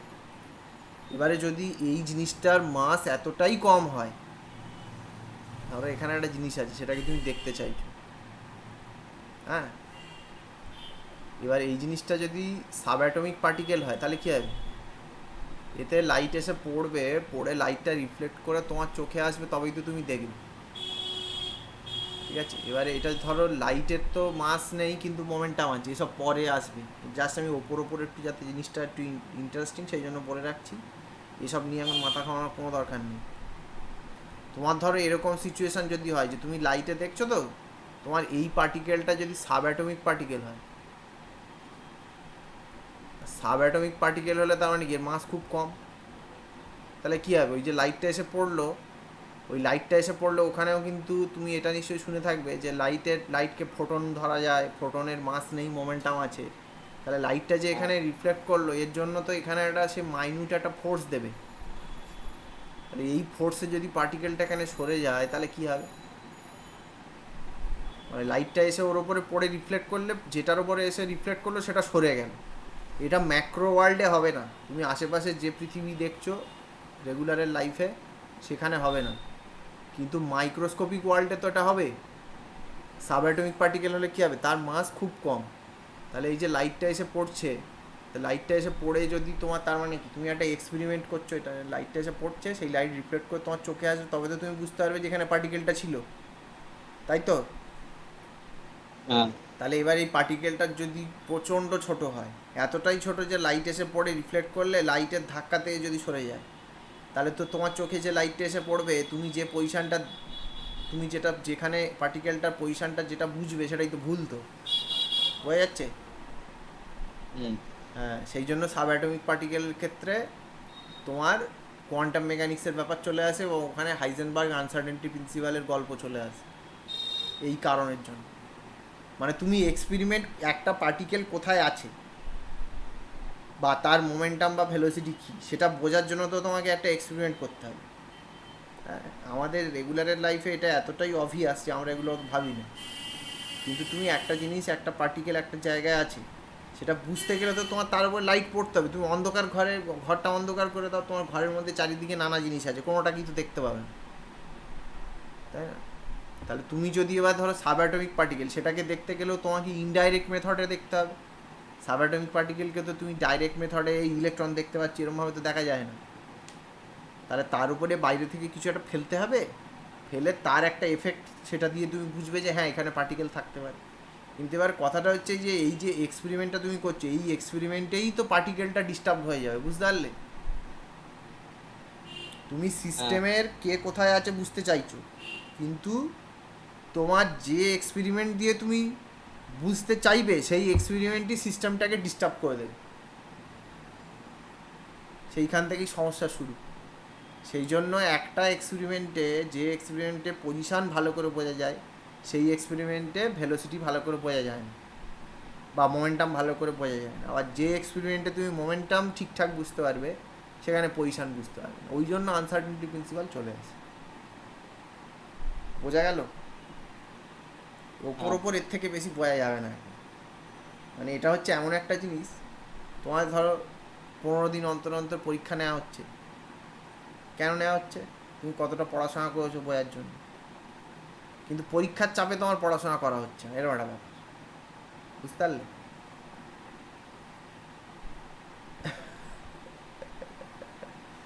অ্যানালজিটা ঠিক আছে? হুম। হ্যাঁ, তোমার পরীক্ষাটা নেওয়া হচ্ছে বোঝার জন্য যে কে কতটা পড়েছে, কে কতটা শিখেছে, সেইটার জন্য। কিন্তু পরীক্ষা এত ঘন ঘন হচ্ছে, এত বারে বারে হচ্ছে, পরীক্ষার চাপেই লোকে পড়াশোনা করতে পারছে না। এটা হয় 11-12 লেভেলে কম হয়, উপরের দিকে বেশি হয়। যাই হোক, যাকে ওসব বাদ দাও, আমাদের ফ্রিকশানের থিওরিতে আমরা একটু দেখি। হ্যাঁ, কী হলো, জিষ্ণু কোথায় চলে গেল? জিষ্ণুর কি অন্য কোনো কাজ আছে? আজকের এমনিতেই অ্যাটেন্ডেন্স কম, শুভায়নের তো কি ক্লাস আছে। তোমাদের কি পরীক্ষা টরীক্ষা আছে নাকি সন্ধেবেলা? হ্যাঁ, না না। আচ্ছা, যাই হোক, তাহলে সাইকোলজি অফ ড্রিম পড়তে চলে গেছে বোধ হয়। যাই হোক, পড়ুক। যাকে শোনো, ফ্রিকশানের ক্ষেত্রে আমরা বেসিক যে থিওরিগুলো সেগুলো বলবো, ফ্রিকশানের কারণ নিয়ে আমরা বেশি কিছু বলবো না। কালকের ক্লাসে আমরা বলেছিলাম, ওটা একটু দেখো, ওখান থেকে যদি কারো কিছু মনে হয় বলবো। তা ফ্রিকশানের ক্ষেত্রে কি হয়? ফ্রিকশান তোমাদের 9-10 একটু অল্প অল্প ছিল। ফ্রিকশানে তোমরা সেখানে কী দেখেছিলে, যে ফ্রিকশানটা রিলেটিভ মোশনের উল্টো দিকে কাজ করে, তাই তো? সিম্পল, যে এখানে একটা ব্লক আছে, বাংলায় যেটা হচ্ছে তোমার ঘর্ষণের চ্যাপ্টার, এরকম একটা ব্লক আছে। ব্লকটাকে যদি আমি এদিকে যদি ঠেলি, হ্যাঁ, তা ব্লক সাধারণত আমরা ঠেলি না। আমরা রিয়েল লাইফে ধরো একটা টেবিলকে বা বেঞ্চকে বা একটা তোমার আলমারি বা কিছু আছে, তাকেই আমরা ঠেলি। তাহলে একে যদি আমরা ঠেলতে থাকি, তাহলে কি হয় বলো তো? কী অবজার্ভ করো এখানে? তুমি ধরো একটা বেঞ্চ আছে, বেঞ্চটাকে তুমি ঠেলছো একদিক থেকে, তাহলে এটা আমরা কি কি দেখা যায়? ঠেললেই সঙ্গে সঙ্গে মুভ করতে আরম্ভ করে? না, একটু টাইম পর মুভ করে। না, টাইমের উপরে কি সবসময় ডিপেন্ড করে? মানে আমি যে একটা মানে জিনিস, নর্মাল ফোর্স লাগালো। নর্মাল ফোর্স এটা তো নয়। নর্মাল ফোর্স তো ব্লকের যে ওজনটা পড়ছে সেটা নর্মাল ফোর্স, এটা নর্মাল ফোর্স। এখানে গ্রাউন্ডের একটা নর্মাল ফোর্স তুমি এখানে পাবে। না না, ওইটা বলিনি, মানে এমনি ক্যাজুয়ালি ঠেললে। হ্যাঁ, মানে এখানে তুমি একটা জিনিস খেয়াল করবে যে তোমার ধরো তোমার টেবিলের ওপরে একটা বই আছে বা খাতা আছে বা হোয়াট এভার কিছু আছে, তাকে ঠেললে সঙ্গে সঙ্গেই তার মুভ করে না, আর ঠেললে যে মুভ করবে তারও কোনো মানে নেই, তাই তো? তোমার ধরো তুমি তোমার ধরো খাতার উপরে একটা পেনের খাপ রয়েছে, সেটাকে তুমি হালকা করে আঙুল দিয়ে ঠেলো, সরে যায়, ঠিক আছে? কিন্তু তোমার ধরো ঘরের মধ্যে একটা আলমারি রয়েছে, তা আলমারিটাকে কি ঠেললেই সরে যায়? যায় না তো। না। আচ্ছা, এবারে একটা জিনিস ভাবো, যে আমাদের এখানে ধরো একটা শেলফ রয়েছে বা আলমারি রয়েছে, কিছু একটা রয়েছে লোহার, তাহলে তুমি এখান থেকে, আলমারি এরকম দেখতে হয় যাই হোক, মোটামুটি তুমি এখান থেকে এটাকে ঠেলার চেষ্টা করছো, ঠেললেই তো আর চলে যায় না, তাই তো?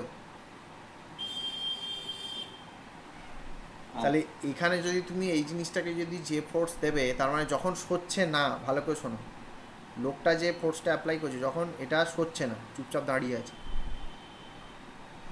হ্যাঁ, তাহলে আমরা তখন কি বলতে পারবো যে আলমারিটা লোকটাকে কতটা ফোর্স দিচ্ছে, শেলফটা লোকটাকে কতটা ফোর্স দিচ্ছে, বলো? Action reaction, Newton's third law, equal force. Equal force দেবে। তাহলে তুমি একটা জিনিস খেয়াল করো, এটা তুমি যে কোনো, মানে এটা সিম্পল এক্সপেরিমেন্ট করে দেখতে পারো, এখনই করতে পারো, যে যেখানে বসে আছো সামনে ধরো একটা বই আছে, তো বইটাকে তুমি আঙুল দিয়ে আস্তে আস্তে ঠেলছো, বইটা সরছে না, আর একটু বেশি জোরে ফোর্স দাও, তাও সরছে না, আর একটু বেশি জোরে ফোর্স, তাও সরছে না, এই করতে করতে একটা ফোর্সে বইটা সরতে আরম্ভ করি, তাই তো? এটা তো আমরা এক্সপেরিমেন্ট করে দেখতেই পারি। তাহলে এটার থেকে আমরা কী বুঝলাম? যে একটা সার্টেন ফোর্স না হলে বইটা মুভ করা আরম্ভ করবে না, তার মানে বইটা, বা এই যে আলমারির কেসটা, আলমারিটাকে অনেকটা ফোর্স দিলে তবেই সরবে। এখানে ধরো একটা বই আছে, হ্যাঁ, বই আছে, তাহলে বইটাকে তুমি এদিক থেকে ঠেলছো, ঠেললেই সঙ্গে সঙ্গে সরছে না কিন্তু, হ্যাঁ, যতক্ষণ সরছে না ততক্ষণ অ্যাপ্লাইড ফোর্সের সমান ফোর্স তোমার ওই হাতে তুমি পাবে। সেই ফোর্সটা কোথা থেকে পাবে? সেটা তো ফ্রিকশান ফোর্স হবে, কেননা ফ্রিকশান যদি না থাকতো, তুমি এবারে একটা জিনিস ভাবো, যে এখানে যদি ফ্রিকশান না থাকতো, তাহলে বইটাকে তো ঠেললেই চলে যেত, এটাকে তো ঠেললেই চলে যেত। বা ধরো আমি একটা এক্সাম্পল দিচ্ছি, এই যে শেলফ বা আলমারি যেটা বললাম, এটার যদি তলাতে চাকা লাগানো থাকতো, তাহলে তো ঠেললেই চলে যাবে, মানে অনেক কম ফোর্স দিলেই চলে যাবে। তার মানে এখানে কোনটা কম ফোর্সে সরবে আর কোনটাতে অনেক বেশি ফোর্স লাগবে, সেটা ফ্রিকশানের ওপর ডিটারমাইন্ড হচ্ছে, মানে সেটা ফ্রিকশান ডিটারমিন করছে, তাই তো? এবার এখানে আরও কয়েকটা জিনিস আমরা খেয়াল করছি, যে ধরো তুমি যখন এই শেলফটাকে বা এই বইটাকে তুমি অল্প ফোর্স দিচ্ছ, তখন বইটাও তোমাকে অল্প ফোর্স দিচ্ছে, অ্যাকশান রিয়াকশান তো তোমার সমান হতে হবে। তুমি ফোর্সটা একটু বাড়ালে, তখনও বইটা সরছে না, তার মানে বইটাও ফোর্সটা বাড়িয়ে দিল। তুমি আরেকটু ফোর্স বাড়ালে, এও সরছে না, তখন বইটা ফোর্স, তার মানে কি, আমাদের অ্যাপ্লাইড ফোর্স যেমন যেমন বাড়াচ্ছি, যদি বইটা বা শেলফটা বা যে কোনো একটা ব্লক বা কিছু একটা, সেটা যদি না সরে, মানে তার যদি কোনো না অ্যাক্সিলারেশন তৈরি হয়, যতক্ষণ অ্যাক্সিলারেশন তৈরি হবে না ততক্ষণ ফ্রিকশনাল ফোর্সটা নিজেকে অ্যাডজাস্ট করে করে বেড়ে যাচ্ছে, এটা বুঝতে পারছো? এটা কি বোঝা যাচ্ছে? এটা কি আমরা বলতে পারবো?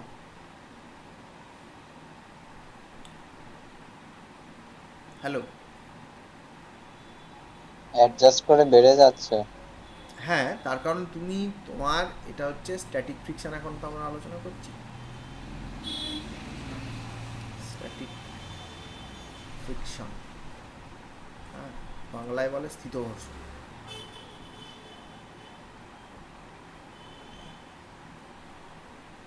তুমি এক্সপেরিমেন্টার কথাটা ভাবো, তুমি এক্সপেরিমেন্টটা মাথায় ভাবো, যে তুমি একটা টেবিল বা আলমারি বা বুকশেল বা কিছু একটা, তাকে তুমি ঠেলা মাত্র তো সে সরে যায় না, না। অল্প, তুমি তো তার টেবিল আছে, তাতে কি একটা আঙুল দিয়ে ঠেললে কি সরবে নাকি?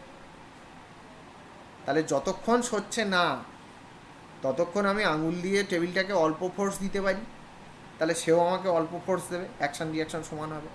তাহলে টেবিলের সেই ফোর্সটা আসলো কোথা থেকে? টেবিলের সেই ফোর্সটা তো টেবিলের পায়ের সঙ্গে তো তোমার এই যে মেজের যে ফ্রিকশন আছে সেইটা দিয়েই তো রেজিস্ট করবে। কেননা টেবিলের অ্যাক্সিলারেশন যতক্ষণ জিরো থাকবে ততক্ষণ আমরা কি বলবো, অ্যাপ্লাইড ফোর্স তো সমান হতে হবে, এর ওপর নেট ফোর্স তো সমান হতে হবে। তাই অ্যাপ্লাইড ফোর্স নয় আমি এখান থেকে দিচ্ছি, তা মেঝেটা তো ফ্রিকশনাল ফোর্স উল্টো দিকে দিচ্ছে, এবং এই অ্যাপ্লাইড ফোর্স আর ফ্রিকশান যতক্ষণ একটা আরেকটাকে ক্যান্সেল আউট করবে ততক্ষণ এটার অ্যাক্সিলারেশন জিরো হবে।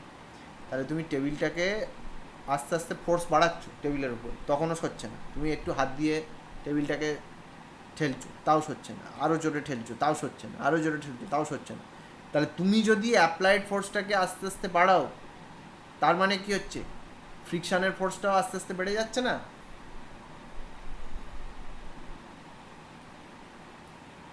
কি হলো? তাহলে মুভ করবে কি করে? আরে মুভ করবে, মুভ করাচ্ছি, দাঁড়াও না, টেবিলটা এখন তো সবে ঠেলা শুরু করেছে, মুভ তো করবে, কিন্তু আমি এই যে কথাটা বলছি যে এই যে যতক্ষণ মুভ করছে না ততক্ষণ এই টেবিলটাতে বা ব্লকটাতে বা যে জিনিসটা আছে তার সঙ্গে এই যে সারফেসের যে ফ্রিকশানটা, এই ফ্রিকশানটা হচ্ছে কি স্ট্যাটিক ফ্রিকশান, এবং স্ট্যাটিক ফ্রিকশান যে ফোর্সটা সেটা সেলফ অ্যাডজাস্টিং ফোর্স, নিজে নিজেকে অ্যাডজাস্ট করে নেয় একটা সার্টেন লিমিট অবধি। এবার তুমি আস্তে আস্তে প্রথমে টেবিলটাকে আঙুল দিয়ে ঠেলছো, টেবিল সরেনি, তারপরে এক হাত দিয়ে ঠেলছো, টেবিল সরেনি, তারপর দু হাত দিয়ে ঠেলছো, তাও সরেনি। এবারে এইরকম একটা পজিশানে হয়ে টেবিলকে আরও জোরে ঠেলতে আরম্ভ করলে একটা সার্টেন ফোর্সে টেবিল সরতে আরম্ভ করলো। তার মানে জিনিসটা কি হলো, একটা সার্টেন ফোর্স অবধি ফ্রিকশানটা বেড়ে বেড়ে গেল, তারপরে আর ফ্রিকশান একটা জায়গায় গিয়ে ফিক্সড হয়ে গেল, তারপরে আর ফ্রিকশান ফোর্সটা আর বাড়তে পারেনি, কিন্তু অ্যাপ্লাইড ফোর্সটা বেড়ে গেছে, সেই জন্য নেট ফোর্স এদিকে হয়েছে, টেবিল অ্যাক্সিলারেট করে গেছে। এটাই আমি বলতে চাইছি।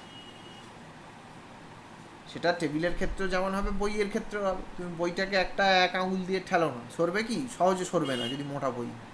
এবার তোমাকে তাহলে হাত দিয়ে ফোর্সটাকে বাড়াতে হবে। তাহলে অল্প করে ফোর্স বাড়ালে তখনও বইটা সরছে না, আর একটু বাড়ালে এই জাস্ট সরা শুরু হলো, তাহলে কী হচ্ছে, একটা সার্টেন ফোর্স পর্যন্ত এই টেবিল বলো বা বই বলো তাদের যে স্ট্যাটিক ফ্রিকশান যে ফোর্সটা সেটা নিজে নিজে বেড়ে যাচ্ছে, আমি এই কথাটা বলতে চাইছি। আবার তুমি যদি অল্প ফোর্স দিয়ে ঠেলো এই ফোর্সটা আবার কমে যাবে, সেই জন্য স্ট্যাটিক ফ্রিকশানকে সেলফ অ্যাডজাস্টিং ফোর্স বলা হয়। ঠিক আছে, এই জিনিসটা বোঝা গেল কি বল? হ্যাঁ স্যার। বাকিদের ঠিক আছে?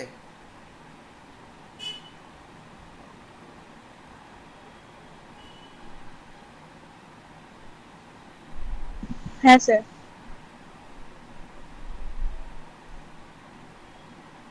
এটাকে বাংলায় বলে স্বনিয়ন্ত্রক বল, যাই হোক, static friction is self adjusting force. এবার এটা কিন্তু কোয়েশ্চেন আসে, তার মানে একটা সার্টেন ভ্যালু পর্যন্ত স্ট্যাটিক ফ্রিকশন ফোর্সটা বেড়ে যাচ্ছে। ঠিক আছে, এবারে একটা সার্টেন ভ্যালুর পরে কী হবে, আর বাড়বে না, একটা ম্যাক্সিমাম ভ্যালু অবধি বাড়বে, বেড়ে আর বাড়বে না। সেই যে ম্যাক্সিমাম যে ভ্যালু অবধি বাড়বে সেটাকে আমরা বলবো লিমিটিং ফ্রিকশন। ঠিক আছে, বা তোমার বাংলায় যারা বলবে সেটাকে বলবে স্থিত ঘর্ষণের সর্বোচ্চ মাত্রা, না কি একটা বলে। ঠিক আছে, সীমাস্ত ঘর্ষণ বলে, লিমিটিং ফ্রিকশন বা সীমাস্ত ঘর্ষণ বলে, যাই। তার মানে এবারে তোমাকে একটা জিনিসকে যদি সরাতে হয়, সেখানে আমাদের যদি এটাকে মুভ করাতে হয়, ওই যে ব্লক বলো যাই বলো, প্রত্যেকের ক্ষেত্রে একটা আলাদা হয়ে যায়, সেটা আমরা আসবো কিসের ওপর ডিপেন্ড করে। এখানে যদি একটা ব্লক থাকে তাহলে ব্লকটার ক্ষেত্রে তুমি যেমন এটাকে যেমন তুমি সরাবে, তাহলে এটাকে অ্যাক্সিলারেট করতে হলে, নন জিরো অ্যাক্সিলারেশন হলে তোমার যে অ্যাপ্লাইড ফোর্সটা হতে হবে সেটা তোমার, এটা আমাদের যেটা লিমিটিং ফ্রিকশন যে ফোর্সটা তার থেকে বেশি হতে হবে। হ্যাঁ, এই অ্যাপ্লাইড ফোর্সটা লিমিটিং ফ্রিকশনের ফোর্সের থেকে বেশি হতে হবে। আর লিমিটিং ফ্রিকশনটা কিসের ওপর ডিপেন্ড করবে? লিমিটিং ফ্রিকশন যেটা ডিপেন্ড করবে সেটা হচ্ছে mu N.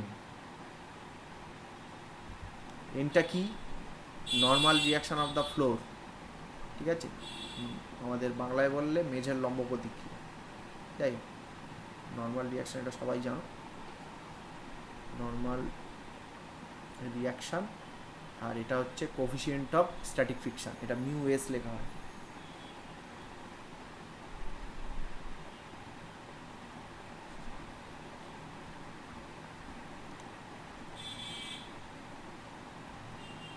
Coefficient of static friction, ঠিক আছে। এবার এটা সাধারণত 1-এর থেকে কম হয়, সব ক্ষেত্রে হয় না।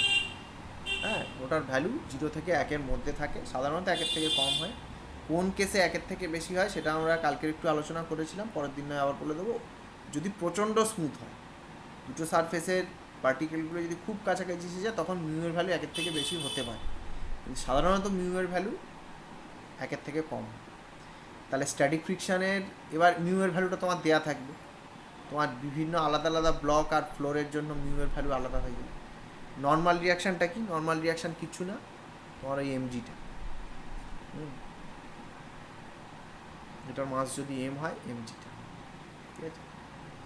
তাহলে এবার এখানে আরেকটা জিনিস দেখা যায় যে ওই যে আমরা যে কেসটা বলছিলাম যে স্ট্যাটিক ফ্রিকশানটা আমাদের সেলফ অ্যাডজাস্টিং ফোর্স, তাহলে অ্যাপ্লাইড ফোর্সের সঙ্গে স্ট্যাটিক ফ্রিকশানের কার্ভটা কেমন হবে বা ফ্রিকশানের কার্ভটা কেমন হবে, এই কার্ভটা কিন্তু স্কুলের পরীক্ষার জন্য একবারে ভীষণ ইম্পর্ট্যান্ট, বারে বারে বারে বারে এটা কিন্তু ড্র করতে দেয়। হ্যাঁ, এই কার্ভটা হবে কেমন হবে বলো তো? কার্ভটা তোমার কেমন হতে পারে? এদিকে ফ্রিকশান আর এদিকে হচ্ছে তোমার অ্যাপ্লাইড ফোর্স, বলো কেমন হতে পারে? ফার্স্টে বাড়তে থাকবে, তারপরে একটা পয়েন্টে গিয়ে বাড়তে থাকবে। ফার্স্টে অ্যাপ্লাইড ফোর্সের সঙ্গে ফ্রিকশান ফোর্স বাড়তে থাকবে, এবং প্রথমে আমরা কি দেখছি, অ্যাপ্লাইড ফোর্স যতটা ফ্রিকশান ফোর্স ততটা। তাহলে এখানে সেইটা কেমন হবে, মানে কার্ভের নেচারটা কী হবে? অ্যাপ্লাইড ফোর্স কম, ফ্রিকশান কম, অ্যাপ্লাইড ফোর্স একটু বাড়লো, ফ্রিকশান আর একটু বাড়লো, করতে করতে একটা সার্টেন ভ্যালু পর্যন্ত বাড়বে। তাহলে অ্যাপ্লাইড ফোর্স আর ফ্রিকশান ফোর্সের ভ্যালু একটা সার্টেন ভ্যালু অবধি একই হবে, তার মানে এটা 45 ডিগ্রি দিয়ে যাওয়া একটা স্ট্রেট লাইন হবে। তুমি খেয়াল করে দেখো, এখানে অ্যাপ্লাইড ফোর্স যা হবে, ফ্রিকশান ফোর্স তাই হবে, এই পর্যন্ত সেলফ অ্যাডজাস্টিং দিয়ে এবারে একটা ম্যাক্সিমাম ভ্যালু পর্যন্ত বাড়বে, সেইটা হচ্ছে এই ভ্যালুটা হচ্ছে লিমিটিং ফ্রিকশান, ঠিক আছে। এইটা হচ্ছে মিউ এস এন। হ্যাঁ, এরপরে একটু কমে যায়। হ্যাঁ, এরপরে অ্যাপ্লাইড ফোর্স আরও যদি বাড়িয়ে দাও, এটা মোশানে চলে আসবে, ফ্রিকশানটা ফিক্সড হয়ে যাবে। এবার এই যে জোনটা, ফার্স্ট যে জোনটা, সেই জোনটা হচ্ছে কি, এই জোনটা হচ্ছে আমাদের স্ট্যাটিক ফ্রিকশান।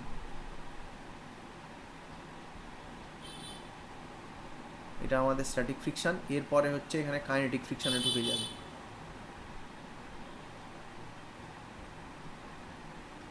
কাইনেটিক ফ্রিকশানে ঢুকে যাবে, এবং কাইনেটিক ফ্রিকশানের যে ভ্যালুটা সেটা দেখবে সাধারণত মিউ কে এন হয়, আর সব জায়গাতে মিউ কেটা মিউ এসের থেকে একটু ছোটো হয়, ঠিক আছে।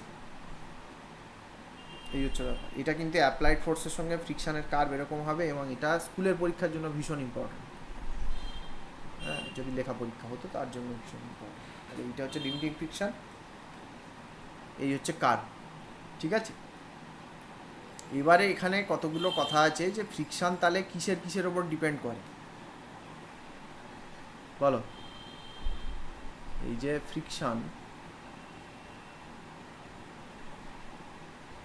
ফোর্স ডিপেন্ডস অন, এগুলোকে তোমার ওই দেখবে লস অফ ফ্রিকশান বলা হয়, সেটাই আমরা বলতে চাইছি। কিসের ওপর ডিপেন্ড করে বলো?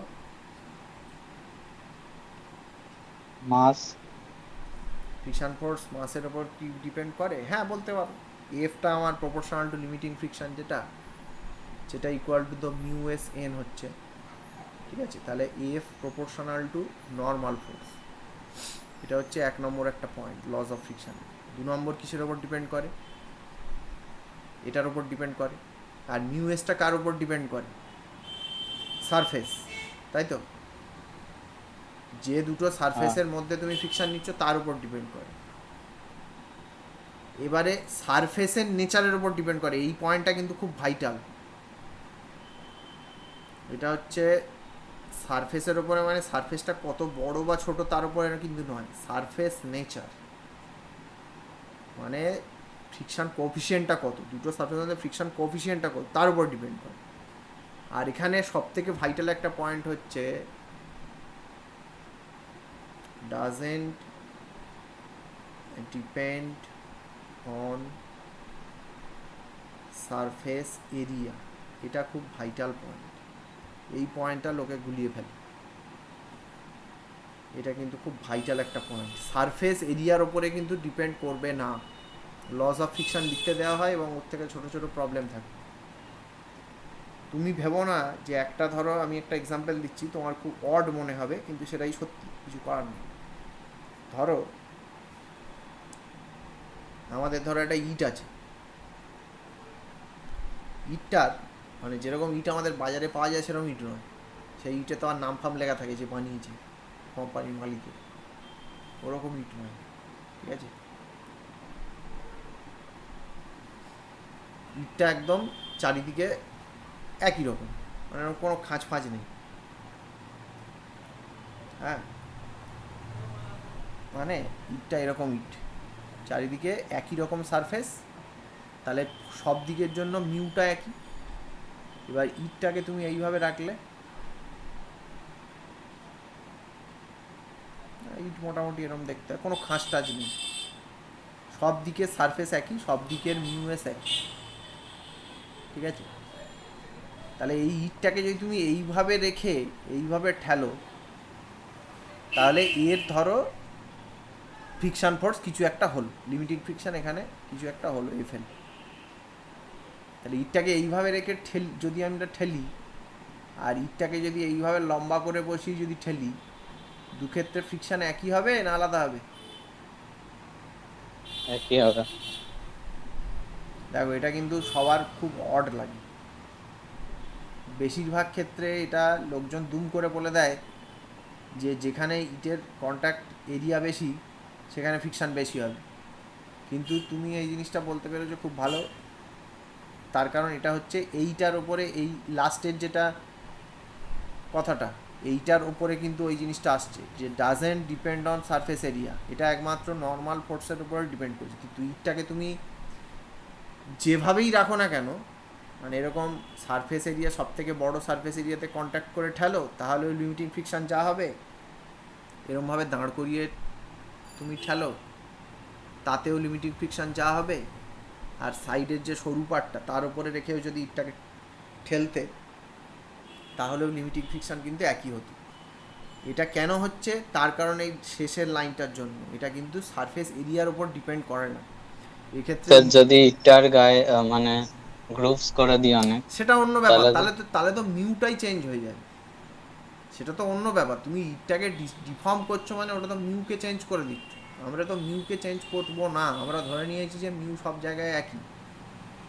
তুমি যদি গ্রুপ করে দাও, একদিকে যদি ইটের কোম্পানির নাম লেখা থাকে শঙ্কর ইট বলে, তাহলে তো ফ্রিকশান চেঞ্জ হয়ে যাবে, সেটা না। ইটটার প্রত্যেকটা সারফেসেই ফ্রিকশান কোএফিসিয়েন্ট একই, বোঝা গেল? তাহলে কিন্তু ইটটাকে তুমি শুইয়ে ঠেলো আর দাঁড় করিয়ে ঠেলো আর সাইড করে ঠেলো, প্রত্যেক ক্ষেত্রেই কিন্তু লিমিটিং ফ্রিকশান একই হবে। এবার এটা খানিকটা একটু কাউন্টার ইনটুইটিভ অনেকের মনে হয়, তার কারণ লোকের একটা ধারণা থাকে যে কন্ট্যাক্ট এরিয়া যেন বেশি হলে সারফেস এই তোমার ফ্রিকশান বেড়ে যায়। সেটা কিছু ক্ষেত্রে হতে পারে, সেটার ক্ষেত্রে হয়তো দেখবে যে কন্ট্যাক্ট এরিয়া বাড়লে হয়তো কোনো একটাভাবে মিউ চেঞ্জ হয়ে যাচ্ছে, হ্যাঁ, সেটা হতে পারে। কিন্তু সাধারণভাবে নর্মাল যে থিওরি, আমরা যদি ধরে নিই যে তোমার প্রত্যেকটা সারফেস আইডেন্টিক্যাল, তাদের যেটা ফ্রিকশান কোএফিসিয়েন্ট সেটা যদি একই হয়, তাহলে তুমি ইটটাকে শুইয়ে ঠেলো আর দাঁড় করিয়ে ঠেলো একই হবে। এটা নিয়ে কারো কোনো আপত্তি আছে?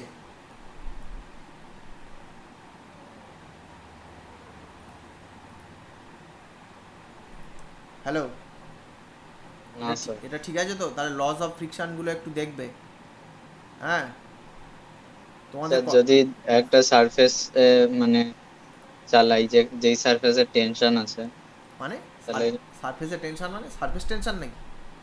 হ্যাঁ, আরে সারফেস টেনশন তো অন্য জিনিস, সে তো লিকুইডে সেখানে আছে। ফ্রিকশনটা কেমন হবে? হ্যাঁ, সেখানে ফ্রিকশনটা কেমন হবে? কেমন সারফেসের কথা বলছো সেটা বলো। জল। আরে জলে ওইভাবে ফ্রিকশন নেওয়া যায় না, জলে ভিসকোসিটি ধরতে হয়। জলে তো ওইভাবে ফ্রিকশন নেওয়া যাবে না।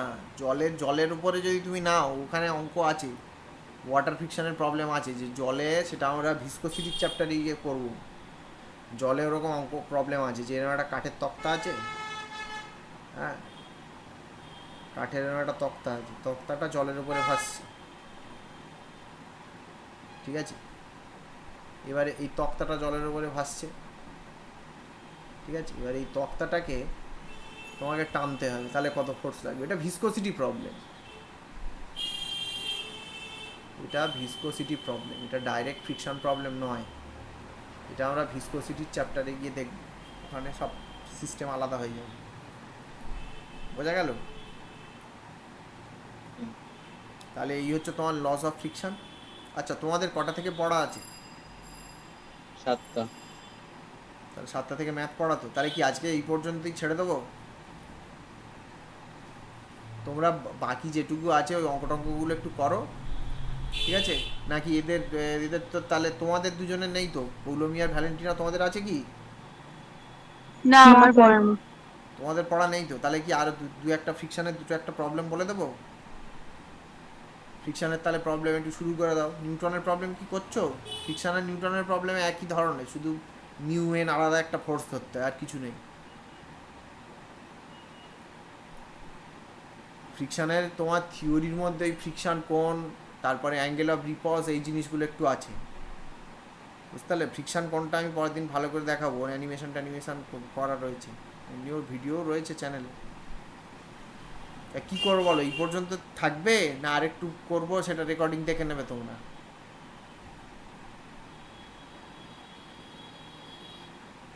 হ্যালো?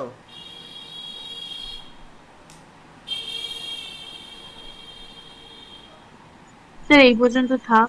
আচ্ছা, এই পর্যন্ত থাক তাহলে, ঠিক আছে। এই পর্যন্ত ভালো করে পড়ো আর নিউটনের প্রবলেম করো, আমরা ফিকশন করবো। তাহলে অফ করে দিলাম।